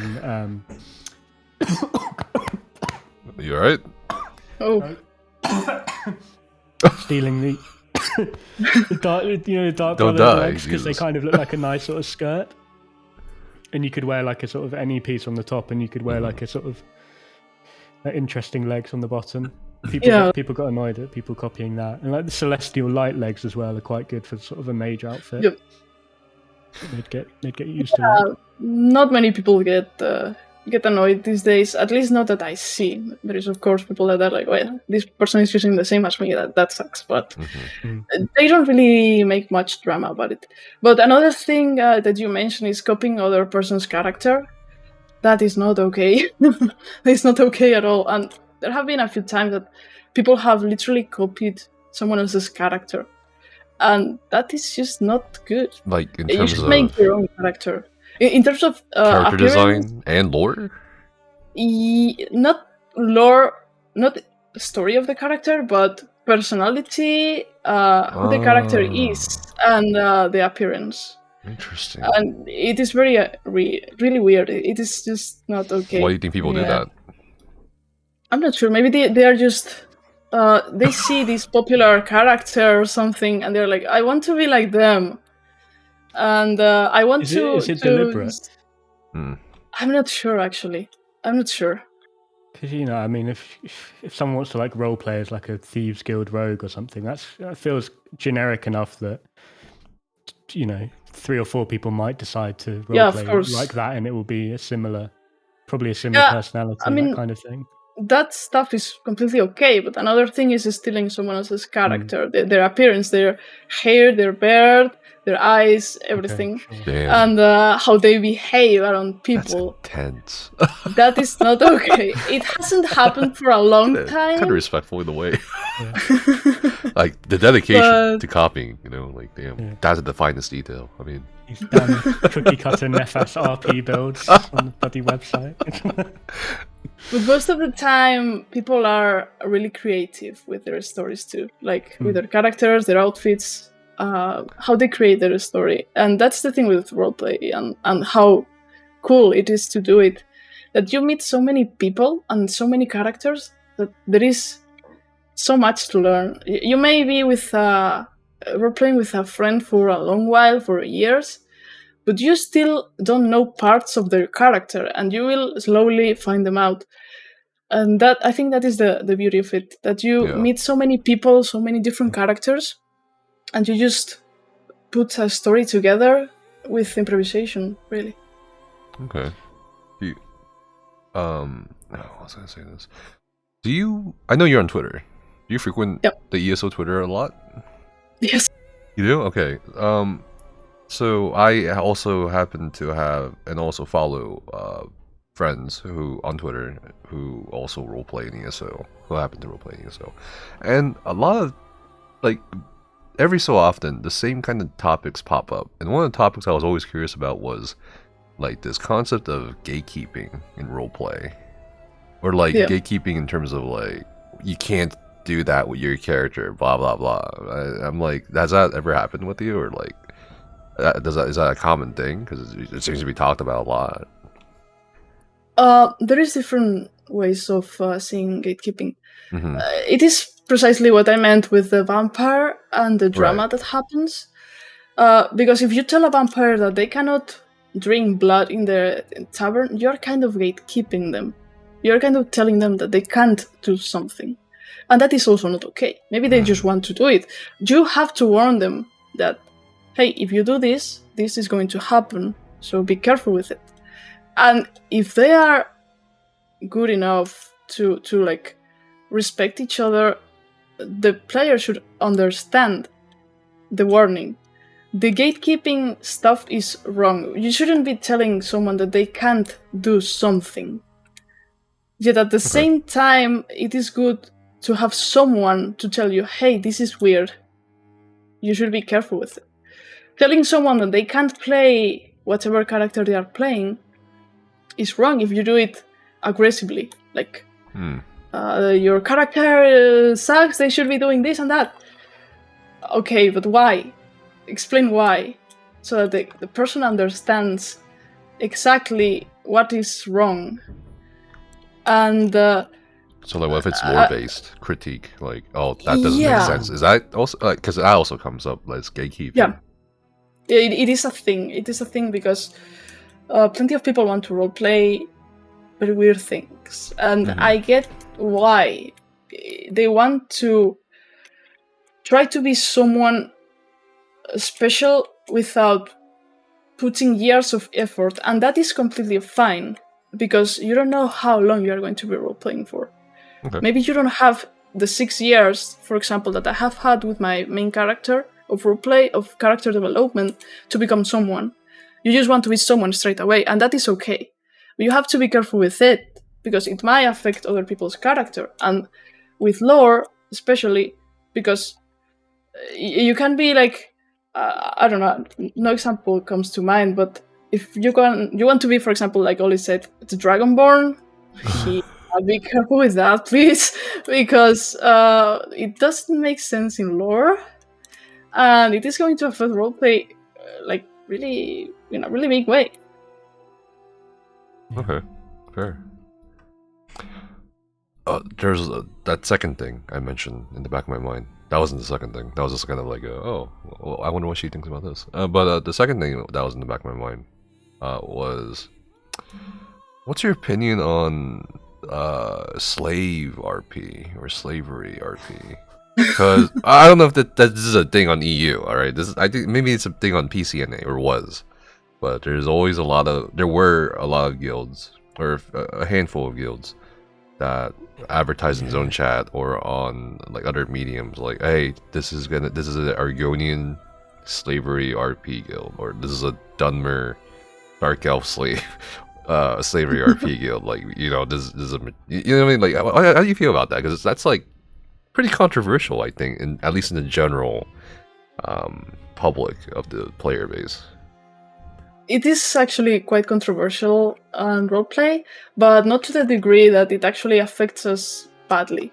There is definitely that type of roleplay in the EU community, but I have personally not seen it. Like, it is very hidden in the world, so it doesn't really affect in any ways. My opinion is, well, if you want to roleplay whatever, just do it. Of course, there is limits to it. You have to be respectful to everyone. But just feel free to roleplay whatever you want. But it also depends on around whom you roleplay that type of character. Because someone may accept it better than someone else. Yeah, I don't know what to feel about the slavery RP. What do you think, Ollie? Consenting. If everyone's consenting, then sure. But I think even if people are consenting, I wonder whether it's healthy for their minds and their stuff. Well, what do you mean by healthy? Like, RPing as a slave or RPing as a slave owner? Like, normalizing slavery might be dangerous. It could affect your personality. I don't know. Maybe. Normalizing racism, that kind of thing. Like, if you get used to doing it in roleplay, it might slip into your... I mean, I don't know if it does or not, but it's something that you'd worry about. No, I get what you mean. It is like it is controversial also in the sense of it comes in the same topic when people say, "What do you feel when you roleplay with someone whose character is racist?" Oh. Well, that's how I think. Well, okay, hold on. Argonians are handbags. They're scum. Do you think people who roleplay racist characters are racist? No. Okay. There How is do you know? You don't know, but there is some. It's hard, yeah. That's rough, the man. thing is, racism and slavery are a thing in Elder Scrolls lore. Yeah. It is a thing, and you can't deny it because you see it in the games all the time. Mm-hmm. Do you want to apply that to your character, and why? That's the question. Why? Yeah. Because the player may want to apply it because they feel comfortable out of character as a player with it. Mm-hmm. But maybe they want to apply it because they feel that their race, the character race, is racist or a slaver. For example, I was helping recently someone make a Nord character, and they were asking about this specifically because in Skyrim, in Test 5, Nords, there are many Nords that are racist there. Mm-hmm. And I was like, you don't need to make your Nord racist. Sure, it might be a stereotypical thing in Skyrim, but not really here. Here, the only thing that might be similar in the Nord culture is how Nords are portrayed in Western Skyrim in the Greymore DLC, which is a more traditional Nord, but not in the sense of racism. It's more in the sense of being wary of people that are not Nords. They are careful, they are not very sure how to trust them. You can put that into your roleplay without the need of seeing a Khajiit and saying something racist to them, you know? Knife ears. Yeah. I don't know, it's a tricky one. Because there are some people that just say, like, flat out, like, if you are doing this, then you're racist, probably. I'm like, I don't know, man. I think there's more nuance to it. You know? But I mean, this is why I said earlier that I think being a role player and role playing lots of different characters, it requires some sort of emotional intelligence and maturity. Yeah. You For sure. can't just go into it without thinking about it. Yeah, the thing is, when you roleplay, you are not playing pretend. You are not being your character. You are thinking how your character is and writing what they would do. You are not your character, and your character is not you. It is plenty of times, which is what we call it bleed of roleplay, because you put your own emotions that you are feeling as a player out of character into the roleplay. And that is also wrong. But many roleplayers, even me sometimes, fail at it because it is very hard to divide between who you are and who your character is. But we do our best to portray our characters as who they are instead of putting our personalities into our characters. That is the big difference. Yeah, I agree. Yeah. Some of this reminds me of that. I forgot this guy's name. He said, like, if you make Argonian slavery jokes or something, you're racist. I was like, that's such a dumbass take. I mean, it depends how. What? Like, if you say Argonians are handbags, then that's fine. But I think if you're like, Argonians shouldn't be allowed to vote. No, that was included. Just like how, if you make it too much of a real life analogy, then maybe it's dangerous. Yeah, for sure. If it's something silly, but I don't understand how you can be harmless. Because I don't know, like Kyne said earlier, Elder Scrolls lore especially is like very heavily entrenched in not just politics or wars or whatever, but racial issues. We saw it in Skyrim. Yeah. We saw it in Oblivion. We saw it in ESOU. We saw it in Morrowind. Yes, you can't escape it. Everywhere. You can't escape it. But I don't know. It's kind of funny. But yeah, that was the second thing I had in the back of my mind. Yeah, but with the Elder Scrolls races sometimes being similar to real life, races. I mean, Well, how is an Argonian? Okay, well, yeah, no, I'm thinking the humanoid ones. What are we talking about? If I started making ones, a character that went round like wearing a white hat and crucifying red guys. Oh, like a white hood. Yeah. Oh, I mean, we're talking about Belcar. This could happen. Yeah, I mean that's the thing. Like, okay, well, that's not roleplay though. I'm sure they would have said it. No, you know, that's like, not roleplay. That's just being fucking dumb. You know, like you deserve the ban. That's so dumb. Yeah. Okay. You know, I mean, if you got torches out, you're in a white hood, white robe. That's not, you know, that's not roleplay. That's just, I don't know, man. Trying to be edgy or some shit. I mean, is there an occasion in ESO where like red guards are, you know, what? prejudiced against? I feel like there's not any sort of skin color. It's racial things rather than. Yeah, it is mostly like beast races get picked on. Dark elves with Argonians, with the slavery and stuff, or in Test 5, Nords with everyone. With everyone, yeah. Imperials, yeah. I don't know. I feel like if you start being doing racism roleplays and slavery roleplays, it can bleed through, like you say. You think so? Yeah. I think so. I think unless you're like really, really aware. I mean, you'd have to be. Why would you do it? I feel like most people aren't. Well, why would you do it in that? You know what I mean? Like, I don't know. Like, why would you consent to being a slave or role-playing a slave? Kink thing. What? I don't know. Some people like being dominated and told what to do. But this is not a ERP thing. This was a roleplay thing. Well, sure. I mean, even then, like, no. It still is very commonly tagged as a different type of roleplay, like ERP. Oh, is it? Because, so what do you call it? Slave RP mostly. Okay. There is very few people. Like Gorian or something from that. What, sorry?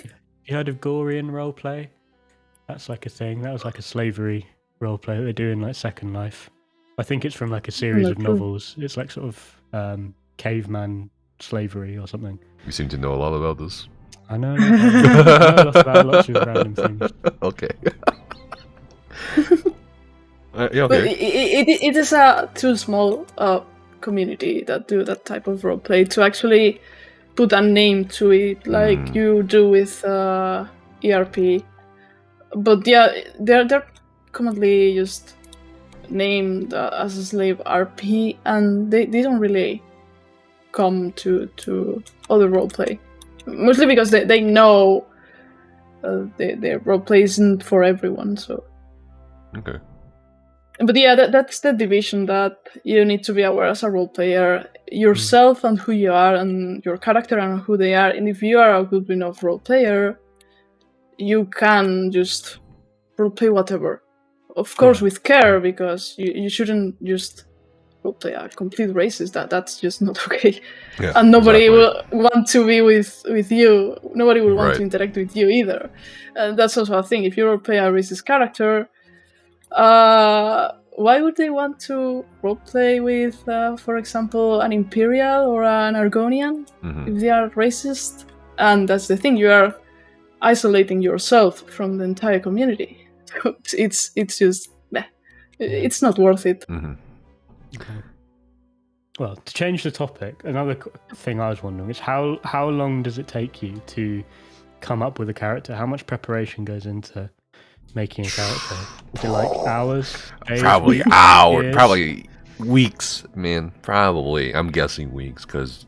How much do you write down? How much do you... All these kinds of things. Yeah, think about it, and I think a lot of people draw their characters too and shit. Yeah. You know, it's like... It depends on the character. For my current main character, which I roleplay for about 6 years, it was just one day, because I was like, I'm tired of this current character, I'm going to make a new one. And I created him, and then the background story just came up as I was role-playing him. And he was never open about it, so that is okay, because I had never planned it. I just kind of thought about what is his personality and who he is in terms of profession, what he does, and how open is he to make friends, how social. Then I just created him. For other characters, even NPCs of my own story, it takes weeks and months sometimes. Especially those who are very different to what you are usually role-playing. Yeah. Because normally you can, for example, I'm very used to role-play Nords, because that's the race I like the most. And they are normally just Nords who are fighters or archers, but they are not very special, so to say. And then I have to create this character who is kind of special and powerful, and he's something more interesting than just some random Nord. And I have to think who he is, what his personality is, how he speaks even. Because you also put a lot of thought in how they speak, what they're, the words they use. Mm-hmm. And that is a lot of thinking. Other times it can just take 1 week or something like that. You can write the entire background story if you want. It is completely up to you. And yeah, there is people that do art of their own character or do order commissions of their own character. Mm-hmm. That's also super fun to do, because you just get an art of your character and how they are, how you describe them to the artist, and you just see it there and you're like, that's my character. Yeah. Me, for example, I do 3D art. I'm a 3D artist. Ooh. So I make my own characters in 3D, and for me it's really, really fun to do it as well. Nice. So if, say I wanted to come and role play with your group next week, what would I need to prepare? Just Intelligence. your character, like. Nah. You just need to like think what your character name is. Make your character in game. If you have it already, that's perfect. Then, for example, my group of roleplay is the mages and the fighters guild, the ones that are already in lore. So you'd have to think of a reason for your character to join either guild or hang around us. And that's pretty much it. You can prepare the background if you want it, or prepare it as you go. Okay. Yeah, it seems pretty accessible. Yeah, it is really accessible. How often do you get new players, would you say? To our guild, quite often these days, actually. Yeah. There is times that we don't get many for too long, but what we are most we like the most is that players kind of are active. It doesn't matter if you can't roleplay in weeks, but that they come to events from time to time. That's what we most like. Yeah. So on average, how many do you think join? A month? In a month, it could be 3 or 4 to our group, but to the full community, there is a lot of people actually. Okay. How many would you say are role players or active role players right now? At least in on our PCU. group, on PCU, it's a lot. A lot of people. 2,000? Maybe not that many. I would say like between 100 and 200, perhaps. It's between healthy all for the the end game raiding community. No, it's not. Between all the guilds and stuff, we can probably get to those numbers. Yeah. Oh. Yeah. 150 of them are vampires and werewolves. Is there any interest at all from the roleplay community in general in like popularizing roleplay more, or like getting more players into it, or is it just kind of like whatever, you know? Some people care more, some people care less.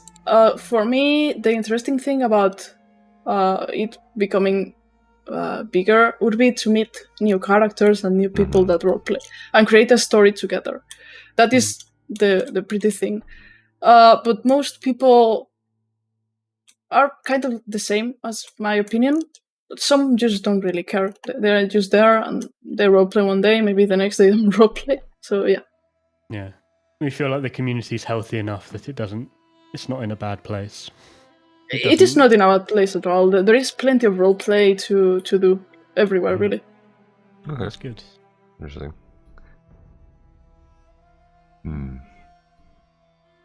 Did we miss anything about roleplaying? Because I feel like I've exhausted all my dots and curiosities about roleplay these days. Yeah. Maybe I'd ask more about ERP, but that's I don't understand that. Like, why not? Why not public ERP? Well, why not? It is not something everyone wants to see. Most ESO players can't even read anyway, so fuck it. I swear, man, most ESO players have reading comprehension or they're not literate. I swear to you. They can't read patch notes, they can't read tooltips. They definitely can't read tooltips, yeah. It also is because if you're role-playing in the same location that they are being at, imagine you are trying to just have a serious talk about whatever villain you are going against and how to defeat this villain. And then in the other room, there is someone explaining how the erotic roleplay is going on. That's whatever. And your texts in the chat are just mixing, and you're like, well, I don't know what to read anymore. No, that's whatever. I think it's a little bit distasteful. Is it though? It depends on everyone, you know. I don't know. Sure, you're okay with it, but I feel like there's more people that find it awkward and weird. Yeah, but it's a rated M game. 18 plus, yo. Yeah, but it's not. That's because of... Why should you get banned for it? That's because of skooma, isn't it? That's why it's because of drugs. I honestly don't know why it's rated M. Because it feels like most of the time it's not rated M. I've never seen a boob. What? There should be more boobs in ESO. Well, haven't you? What does that do? There was actually a bug in ESO a while ago. I don't know if you guys remember. Bug? Oh, okay. Yeah. Never heard of that one. It was probably 2016, perhaps. I remember it was in PvP mostly. It was a little glitched with the textures and the sounds, and literally when you were going for a resource in PvP and you were spamming abilities, your sound, instead of being the abilities, no, it comes. Wait a second, it comes because instead of spamming, instead of the sound coming from your abilities, it was a squirrel dying or a rabbit dying. Oh no! And it was so weird, but it goes deeper. Because I remember there were texture problems in the game, and there were naked Daedra, literally, with everything. Like, I don't know if you have seen the pictures, but they exist, trust me. Wait, in ESO? Yes, in ESO. What, like genitalia and everything? Not bottom, but the top. But surely the textures don't include, like, nipples. No, of course not. I don't remember if they did, but it was very weird. Show. ESO nude Daedra, is that what I'm Googling? Oh no, this is just fan art. Okay. Oh, hang on. Oh shit, yeah, no, there is one. What? It has a nipple. Okay. Why do they... Okay, oh god, that's weird. DM me.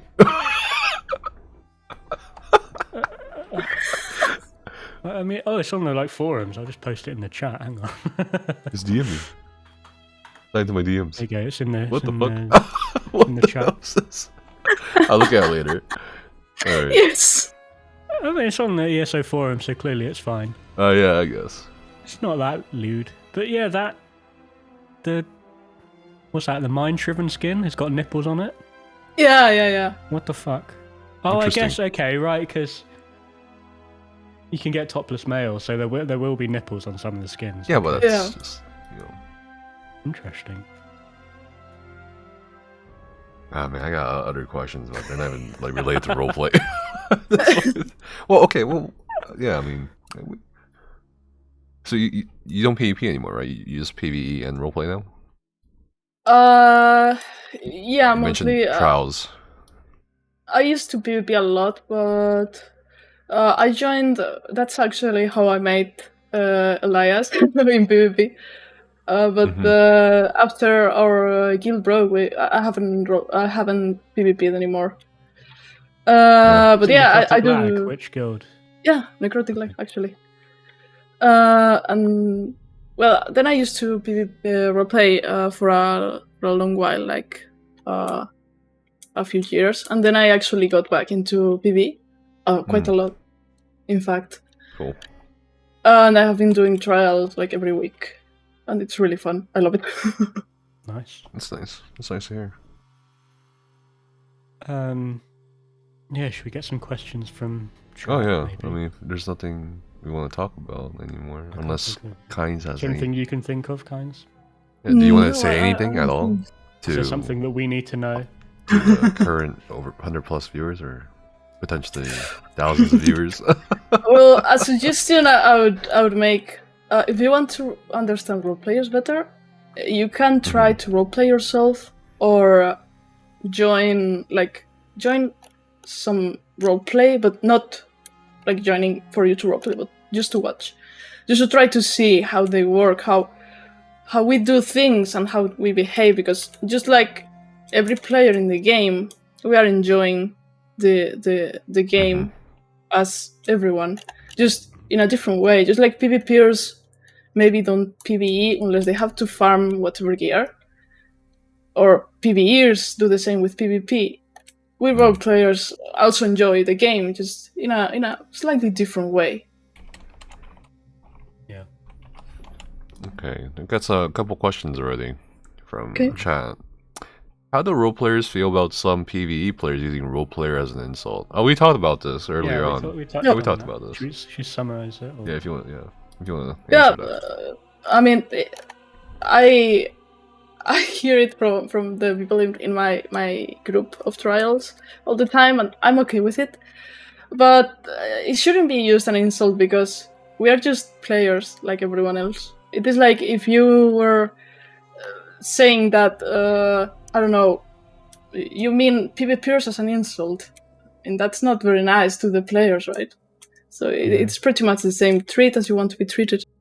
Yeah, I feel like mostly it's just because roleplay is like the opposite of combat, maybe. But I mean, so is like crafting, so maybe. You know, I thought about this while we were having that conversation, and I think it not only that, but it's like I feel like a lot of people perceive when they look at roleplay, they kind of think, well, they're not doing anything, right? Okay, yeah, they're standing around. Yeah, so it's kind of like when you apply that kind of concept in your mind to like this dog shit player in a trial, you know, dying, standing around doing nothing, or just, you know, lie attacks. Man. Yeah, I mean, yeah, of course.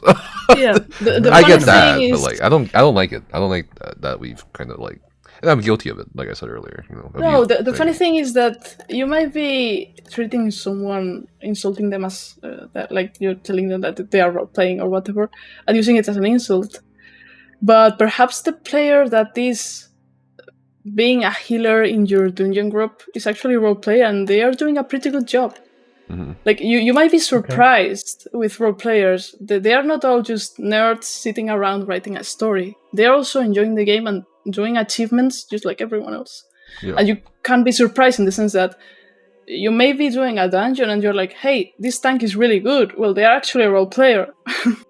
Yeah, that's kind of what we talked about at the beginning, like how you got into roleplay, and the people we know who are role players were usually PvPers. That could probably kill you, right? Like, you know, when you think of role players, like, oh well, they probably can't kill me in a 1v1 or a 1vx me in IC. You know, it's interesting. Oh no, dude, there was a really good raider. No, actually, I knew quite a few raiders, like at least 4 of them. Yeah, we talked about one earlier, the one in Hodor. Yeah. But me personally, I've known at least 4 players who were score pushing, and you know where they came from? They were role players initially. that's crazy. People, Yep. you know, it doesn't matter where you come from. That's the thing. It doesn't matter where you come from. You can be good at anything, you know. But people kind of, I don't know. People are just fucking weird about it. Like how they bother role players when there's nothing. There's nothing to get, you know. Next question. Well, why are all the role players I know rich? I don't know about that one. That they're rich? Well, are you rich? How much gold do you have in your inventory right now, guys? Well, that's actually a really funny question because most role players I know are actually poor. Damn. Like, what do you mean by poor though? Because PCE, you guys are super inflated on the value of gold. Yeah, I mean like not even 1 million gold. Like to the point that they are like, I don't know how to furnish my house without crowns. Jesus. Yeah, but well, I personally don't find any issues making money in the game, so I have no issue with that. I'm not exactly poor. I don't have like millions on millions, but I have enough gold to furnish my house very comfortably. Yeah. So how much? I think I actually sent 3 million to my other account. So at the moment I'm on 21 million gold, I think. Oh, I mean, yeah, that's enough. I mean, on PCU, that's like 1 2 or million. 3 characters. How much is your crown rate now? Like 3,000 now? Like getting there? 2,000. You'd be lucky to get 2,000. Jesus, man, Jesus. Okay, so role players. Not all role players are rich. Wow, who knew? Yeah. Let's see. Favorite cult in ESO? Question mark. Cult. Very cold. Cult of Nephos. That's a good question, actually. Well, if we're speaking cold on terms of evil characters, yeah, we actually in the Mages Guild and Fighters Guild that we have in roleplay, we have a kind of enemy rivalry. We could call it rivalry roleplay with another guild that is the Worm Cult.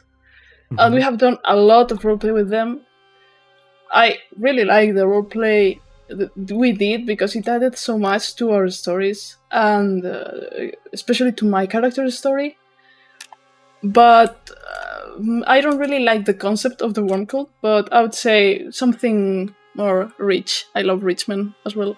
So anything related to them. Yeah, Reach are interesting. They did a wonderful. Yeah, I recently did the Greymore year-long thing. They did a really good job with the Reach. Like they did a really good job. I was actually impressed with the Markart storyline, and I was like, "Damn! Like, why couldn't they do this for Western Skyrim?" I know, right? I really love the Reach DLC. It was it was one good. Of my favorite. I was really surprised. Like, I was surprised by the Merkmire too. I was like, "Oh, fucking Argonians, here we go again." But like, I did it, and I was like, "Wow, this was actually really good." Yeah. I don't know what's up. Now I'm doing the Blackwood questline, so I can like catch up to the High Isle thing. But like, damn, like I don't know, man. It feels like the chapter questlines are like so underwhelming compared to the smaller DLCs. Story light compared to the Zone DLCs for sure. Yeah. I think it also is because we have seen Richmond being portrayed as the bad guys all the time. Like literally everywhere you step on, there is some evil Richmond killing people. And in the Reach DLC, we actually saw that they are actually like people that live. Yeah, it was very cool. Yeah, I enjoyed it, especially as a historian. And it's like, wow, this is actually. Aren't really they good. like Marxist or something? The Reach. Marxist? No, what? What are you talking about? No. Well, we can talk about that. I feel like I remember like the prison break thing in Skyrim. I just felt like they were escaping from a gulag or something. I don't know. Okay. I don't know. Next question. Next question. This? Why are people playing instruments at the Vocal Guard Wayshrine? I don't think that has anything to do with anything. I don't know. Maybe they like playing instruments. Musical roleplay. Well, it is very often that people see people playing instruments and they're like, "Oh, this person is role playing." Well, no, they are not role playing. They're actually just doing chilling. an emote that isn't the game. Yeah. But I have no clue for that question. Here's another question: how do you get into How do people interested in roleplay get into roleplay? Are there any resources for it?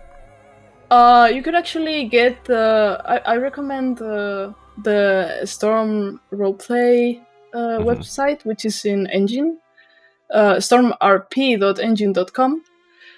You can find a community there, which is Storm Haven Roleplay. And I think it was Storm RP, or let me check quickly because I'm actually not sure. Is it Storm Haven RP or Storm RP?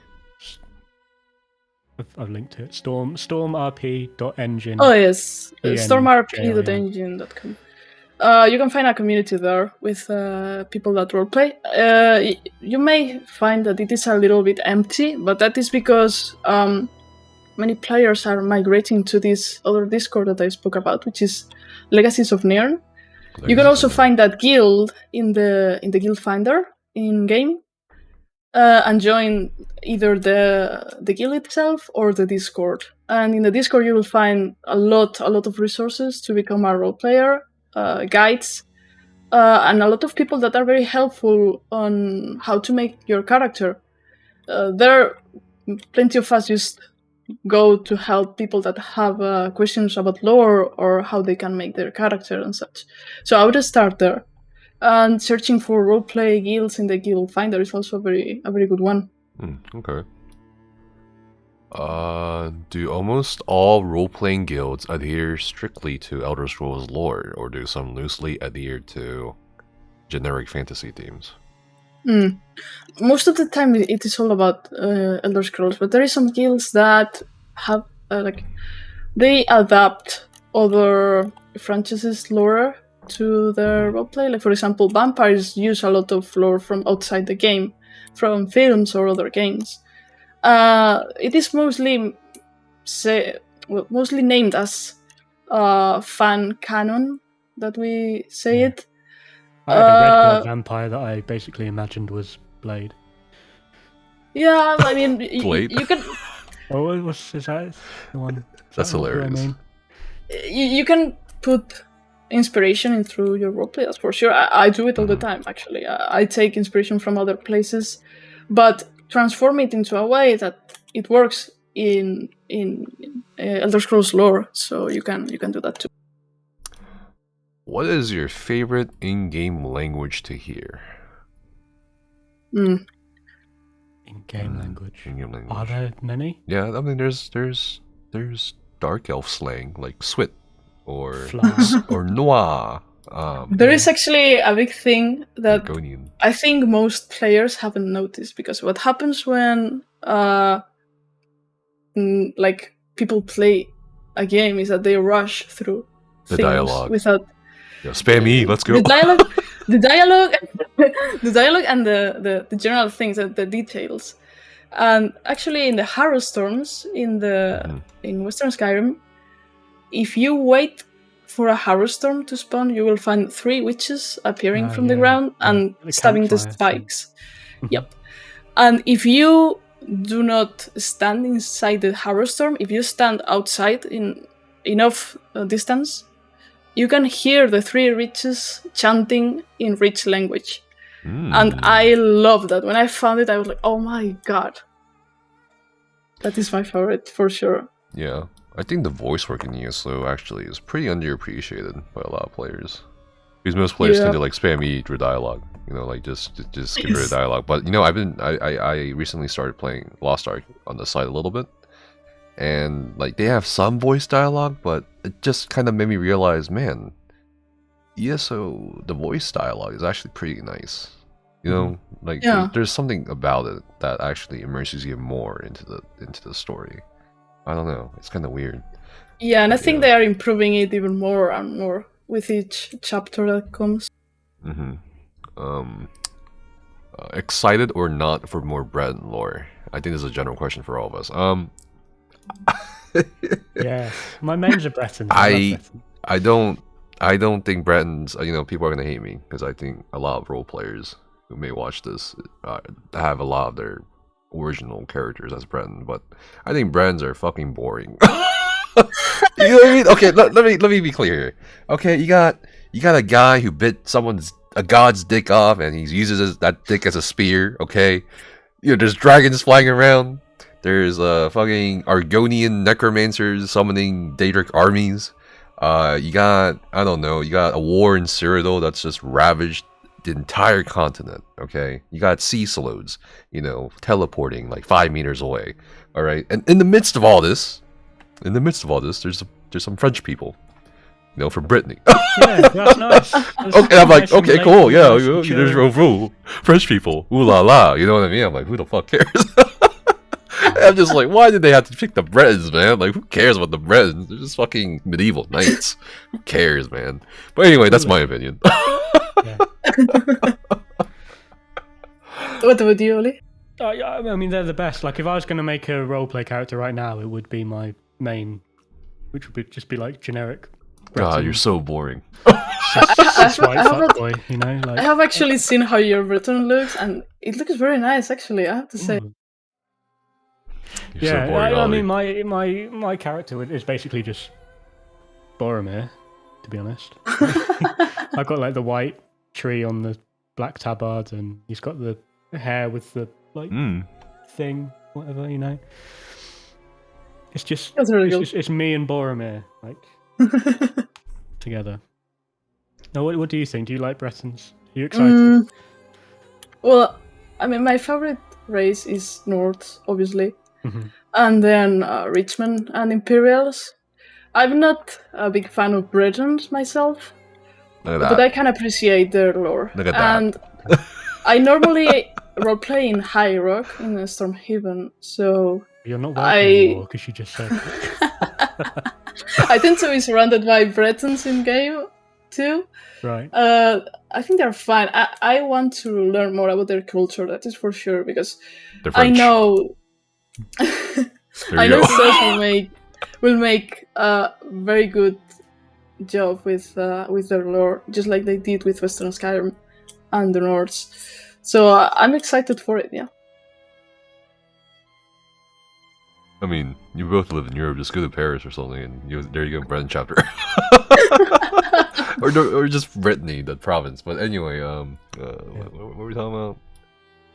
One more question. Have we got one more question? Yeah, we got one more question. Okay, is a new card game a buff or a nerf for role players? That's a big question, actually. For me, it is a buff. Because we can actually, we will try to roleplay with it. We will try to play it in character, for sure. If it will work, I have no clue. I hope it does work.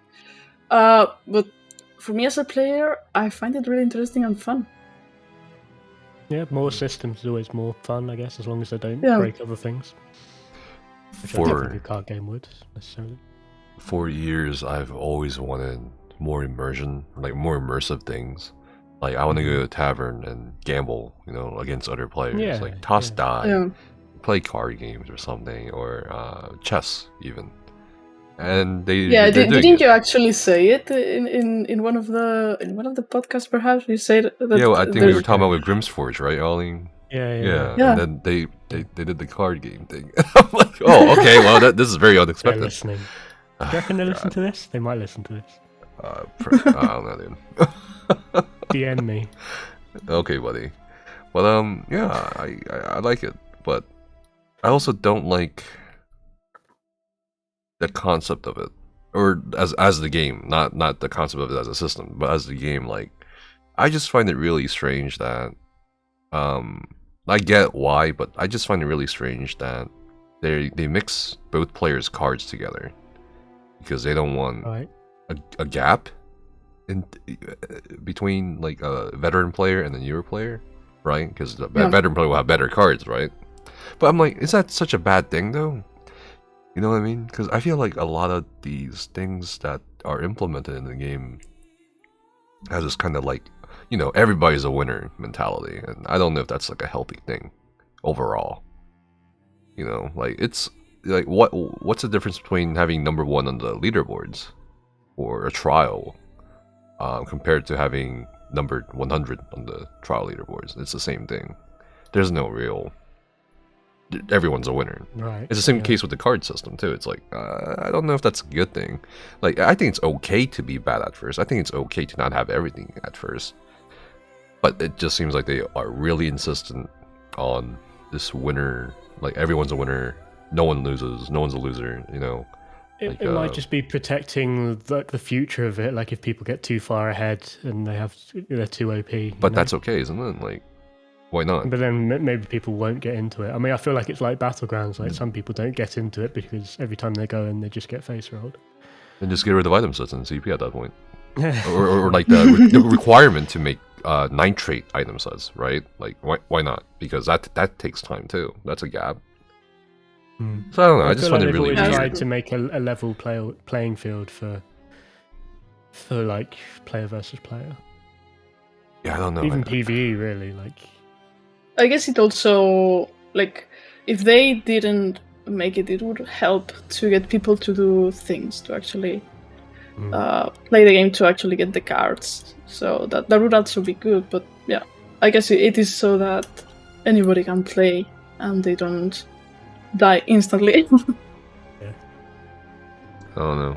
Maybe it feels like sometimes it feels like to me like one of the devs just lost too much in life. You know, when they were a kid or something, and they're like, you know what, I hate losing, so here's the system. It just feels like that a lot of times, man. I don't know. It's okay to be a loser, like, you know. It's okay. We'll see when it comes out. Maybe. Yeah, we'll see. We'll see. I'm looking forward to it, but I'm hoping it's not like boring. Yeah, I'm sure. Yeah. It will be. And the best thing about it is that system got more incentives and trials and BGs. Yeah. You know, it's like they were mentioning. Did you watch the global reveal, Kynes? Yeah, of course. And they brought up the whole incentives for the card game. Oh, you got, you know, we know a lot of players like transmutes.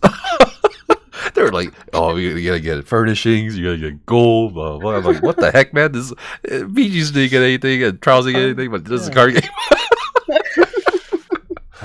Maybe they'll retrofit the trials with more. Yeah, maybe. Yeah. Fingers crossed. If we keep asking, if we mention it every week, Nefas. Yeah. Okay.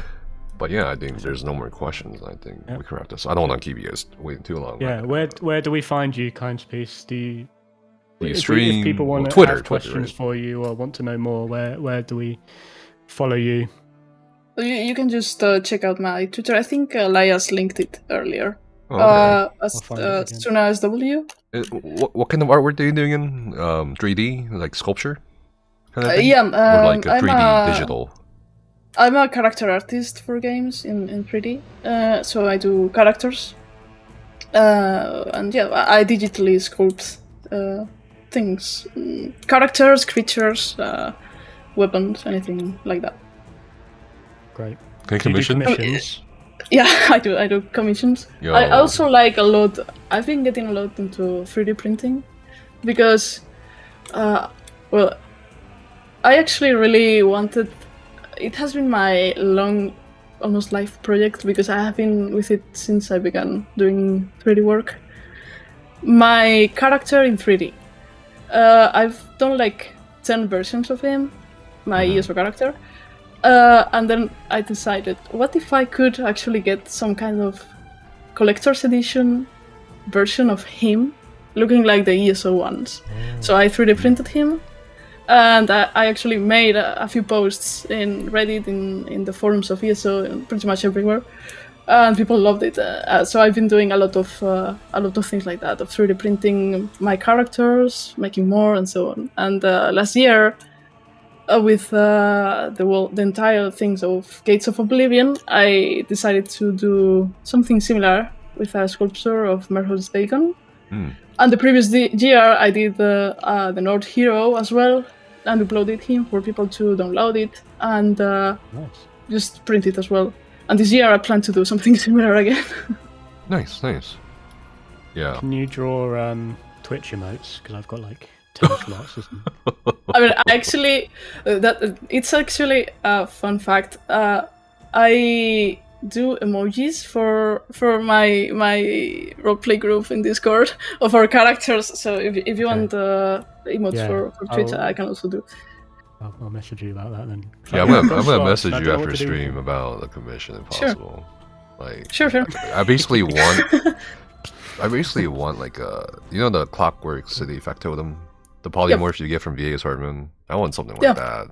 Like, yeah, whether it's like Like a 3D physical or- printer. Oh yeah, Sure. yeah. I love to do that.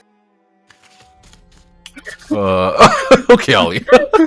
Oh, It's like $30 or something. all right, Take my money. all right. Well, yeah, I don't want to Great keep you to- guys yeah, any great to chat longer. with you. Yeah, Yeah. very busy. I always people. drink so much water during these things. Like my bladder's like. Okay. Oh, swollen. you can Right. take bathroom breaks for this if you want. No, I can't. Yeah, you can. Why not? All right. All right. you But yeah, later. thanks so Thank much for you. coming, Kynes, for Zuna. Thank you for inviting me. Yeah, it was a pleasure. This is very I had a nice. lot of fun. Yeah. It was a lot. Yeah. My eyes have been opened. We should do it again sometime. Open to what? Oh, yeah. Roleplay? Hmm? Roleplay? Yeah. Well, everything. Yeah. I mean. Yeah, I hope the. I've not spoken to ESO role players before. No, never. That's why I've always wanted, you know. I mean, if you guys ever want to roleplay, just tell Sure. me and I'll get you into roleplay. Okay, sure. We'll see. We'll see. We'll see. Yeah, why not? Unconfirmed. I used to do it. But yeah, thanks so much for watching, coming. guys. Thank you, guys. Take care. See you soon. Bye-bye. See ya. See